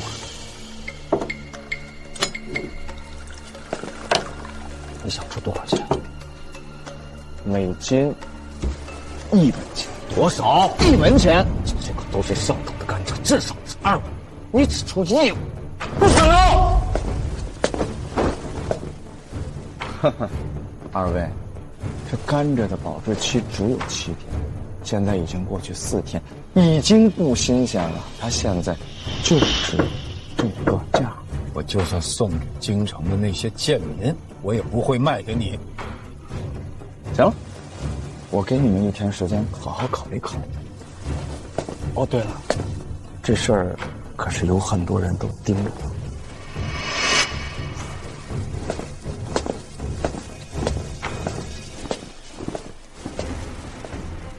八代欺人太甚！怎么了？怎么了？怎么发这么大的火？谁欺负你了？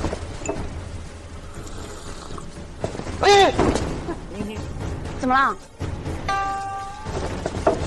你来干什么？我爹爹让我来跟你们商量一件事儿。镇远侯有什么事情？如何杀掉梁萧？如何把梁萧？镇远侯要对梁萧出手？自然不是，我爹爹是不会动手的。但我爹爹说了，梁萧如今成为了皇商，掌握着盐体，定会动摇我们的根基，所以他必须死。我爹爹已经安排好了人手，只是一直没有找到机会。他现在已经是一品皇商，不能在京城对他下手。在京城我们自然不行，但如果是让他出城呢？想让他出城难啊！他那么惜命，来京城2年，我就没见他出过城。大哥，之前他可能不出去，但现在我们可以让他主动。对，让他主动出去。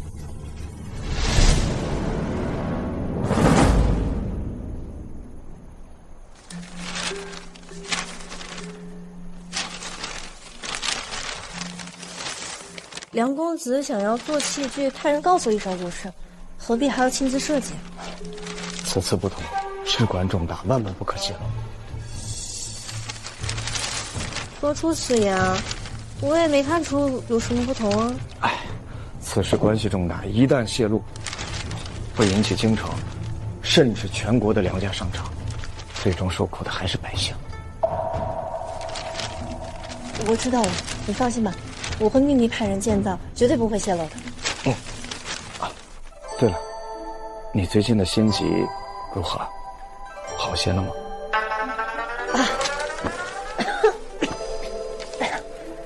托梁公子的福，最近鲜少发作。些许是最近经常听到梁公子的诗词，心情愉悦的原因。心理作用。完了，我柔弱女子的形象又圆不过去了。爷爷呀，爷爷，你咋还不回来呢？快让我跟梁相完婚啊！既然诗词有用，那我就专门为穆小姐写一首诗。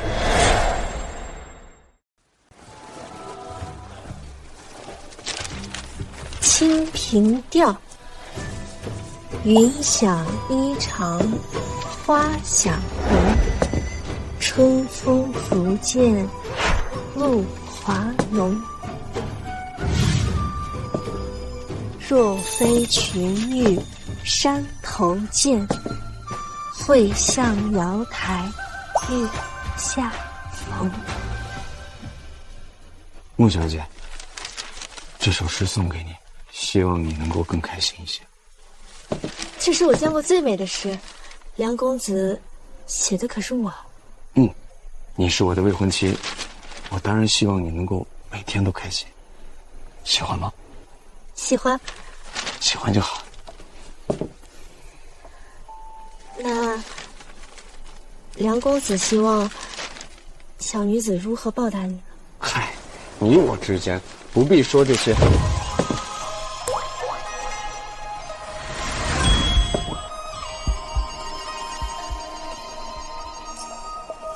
风在故事那一页，悄悄地留下你指尖藏一页，就像冬晚下，你懂我的笑啊，你会娶我吗？我的泪啊，他们在你眼中分不清，就像大雨会落下彩虹勾勾挂，时间会温柔接纳，不必惊讶，亲爱的，想和你说，请不必催促。少爷，少爷，少爷，什么事？端木云城来了，说要见你。看来他是想通了，让他进来。是。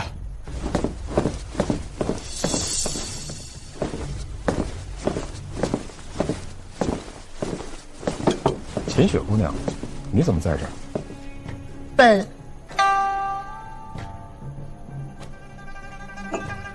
小女子在哪里，似乎不需要告诉端木公子吧？该死！我追求你这么久，你都不正眼看我，现在却出现在兰陵侯府。端木大公子怎么来？经过我们的商量，我端木家的甘蔗可以卖，不过我们也有个条件。哦，你们还有条件？你们有资格谈条件吗？不过，我倒是很好奇，说说看。这几十万斤甘蔗，差不多是这半年所有的产量。那些甘蔗地今年也不会再产出新的甘蔗，所以你想买我的甘蔗，必须连地一块买。哼，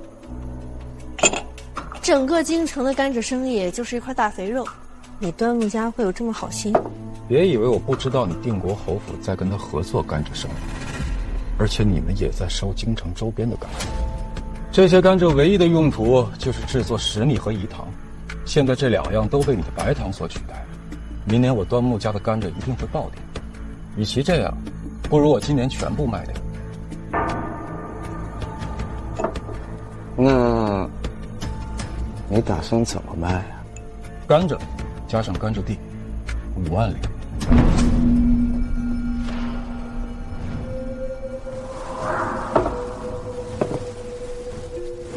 可以，但是我也有一个条件。什么条件？你必须得先把甘蔗给我，然后带我去甘蔗地，我最后给钱。梁公子，就是信不过我呀。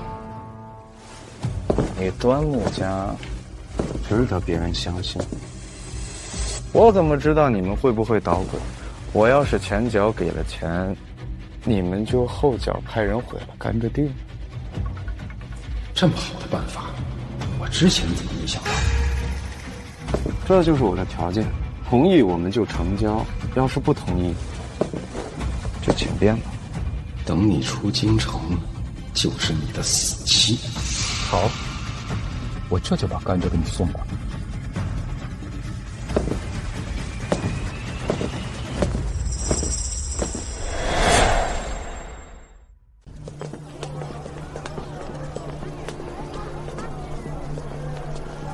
梁公子，我总感觉哪里不对劲儿，这不像端木家的作风。放心吧，他们不过是被逼急了。这其中肯定有诈，不过这白送的甘蔗我为什么不要？梁公子，我还没有看过甘蔗是怎么长的呢，你能不能带我去看看？你也要去？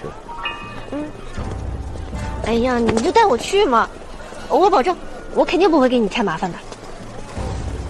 那好吧，有我保护他，这下就不会有问题了。不过，若真出了意外，他是要报应了。梁兄，你要的甘蔗都给你送过来了，可以去看甘蔗地了吧？好啊，如此急切，看来的确给我准备了惊喜。臣参见陛下。免礼。丞相突然进宫，是出了什么事吗？这说大事也并非是大事，说小事也并非是小事。打什么哑谜呢？有话直说。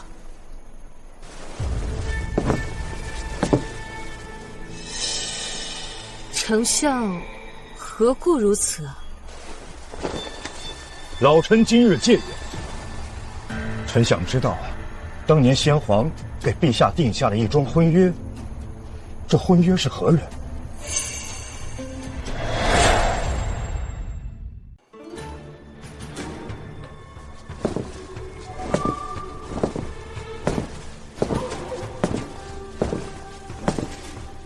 丞相为何想知道此事？为了大周的未来。朕懂了。朕这几天就一直察觉，有人在调查一些和先皇有关的事情。朕若是没猜错，此人应该就是丞相吧？因为没查到，所以直接来问着，想让朕亲口告诉你婚约是何人，你再去杀了他。老臣刚正赴死。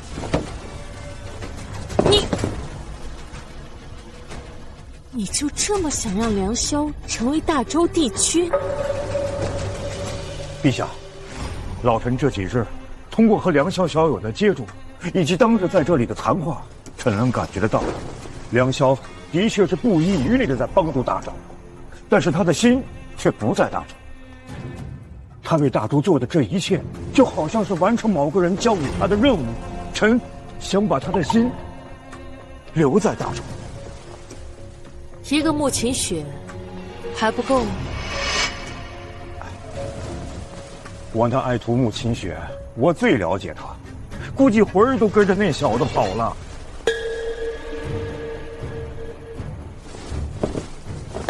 丞相，起来吧。陛下是答应了？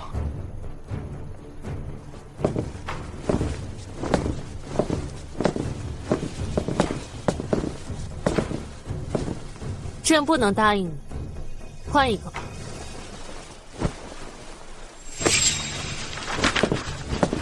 那就请陛下封穆秦雪为大周的异姓公主。你，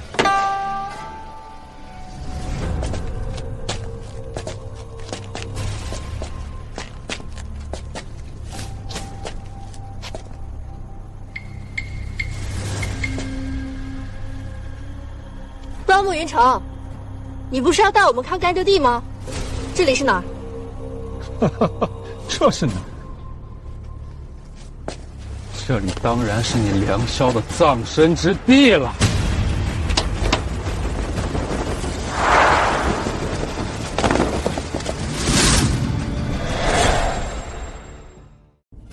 所以你要杀我？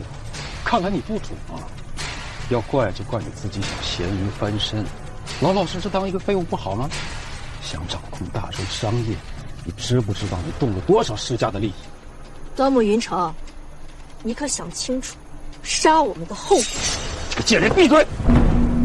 追求你那么久，你却从未正眼看过我，现在反倒下贱向这个梁萧倒贴，出于后果。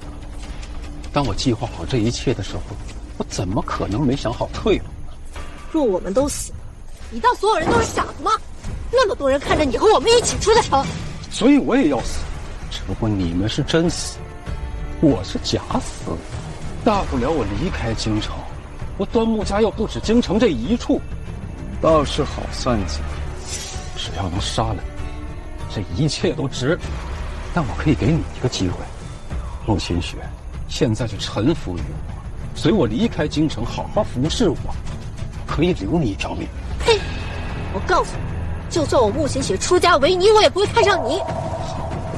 你现在嘴硬，待会儿我抓到你，扒光你的衣服，我看你底还硬不硬。看来只能暴露了。也不知道梁萧会不会觉得我太暴力了。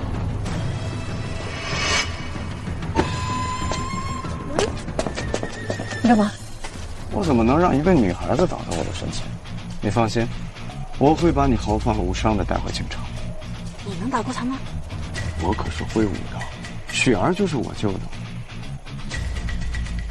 哎，这伤经了这么久，我倒是忘了，我师傅跟我说过，我可是100年一遇的练武奇才。梁萧，死到临头还这么多废话，给我上！给我上！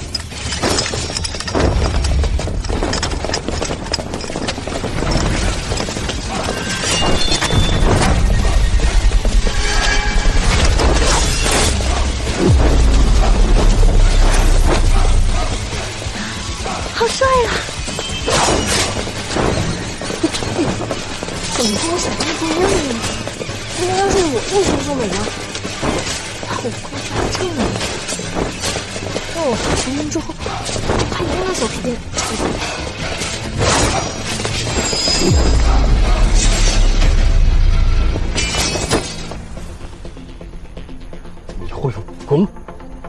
这么厉害？该你了，敢杀我！我师父说过，杀人者人同杀。我端木家可是大州第一豪门，端木家，你不敢杀我？我是狼灵侯的人。饶命！我以后再也不找你麻烦了，好不好？我离开京城，我滚，我消失，好不好？我错了，我知道错了。你不是知道错了，而是知道自己要死。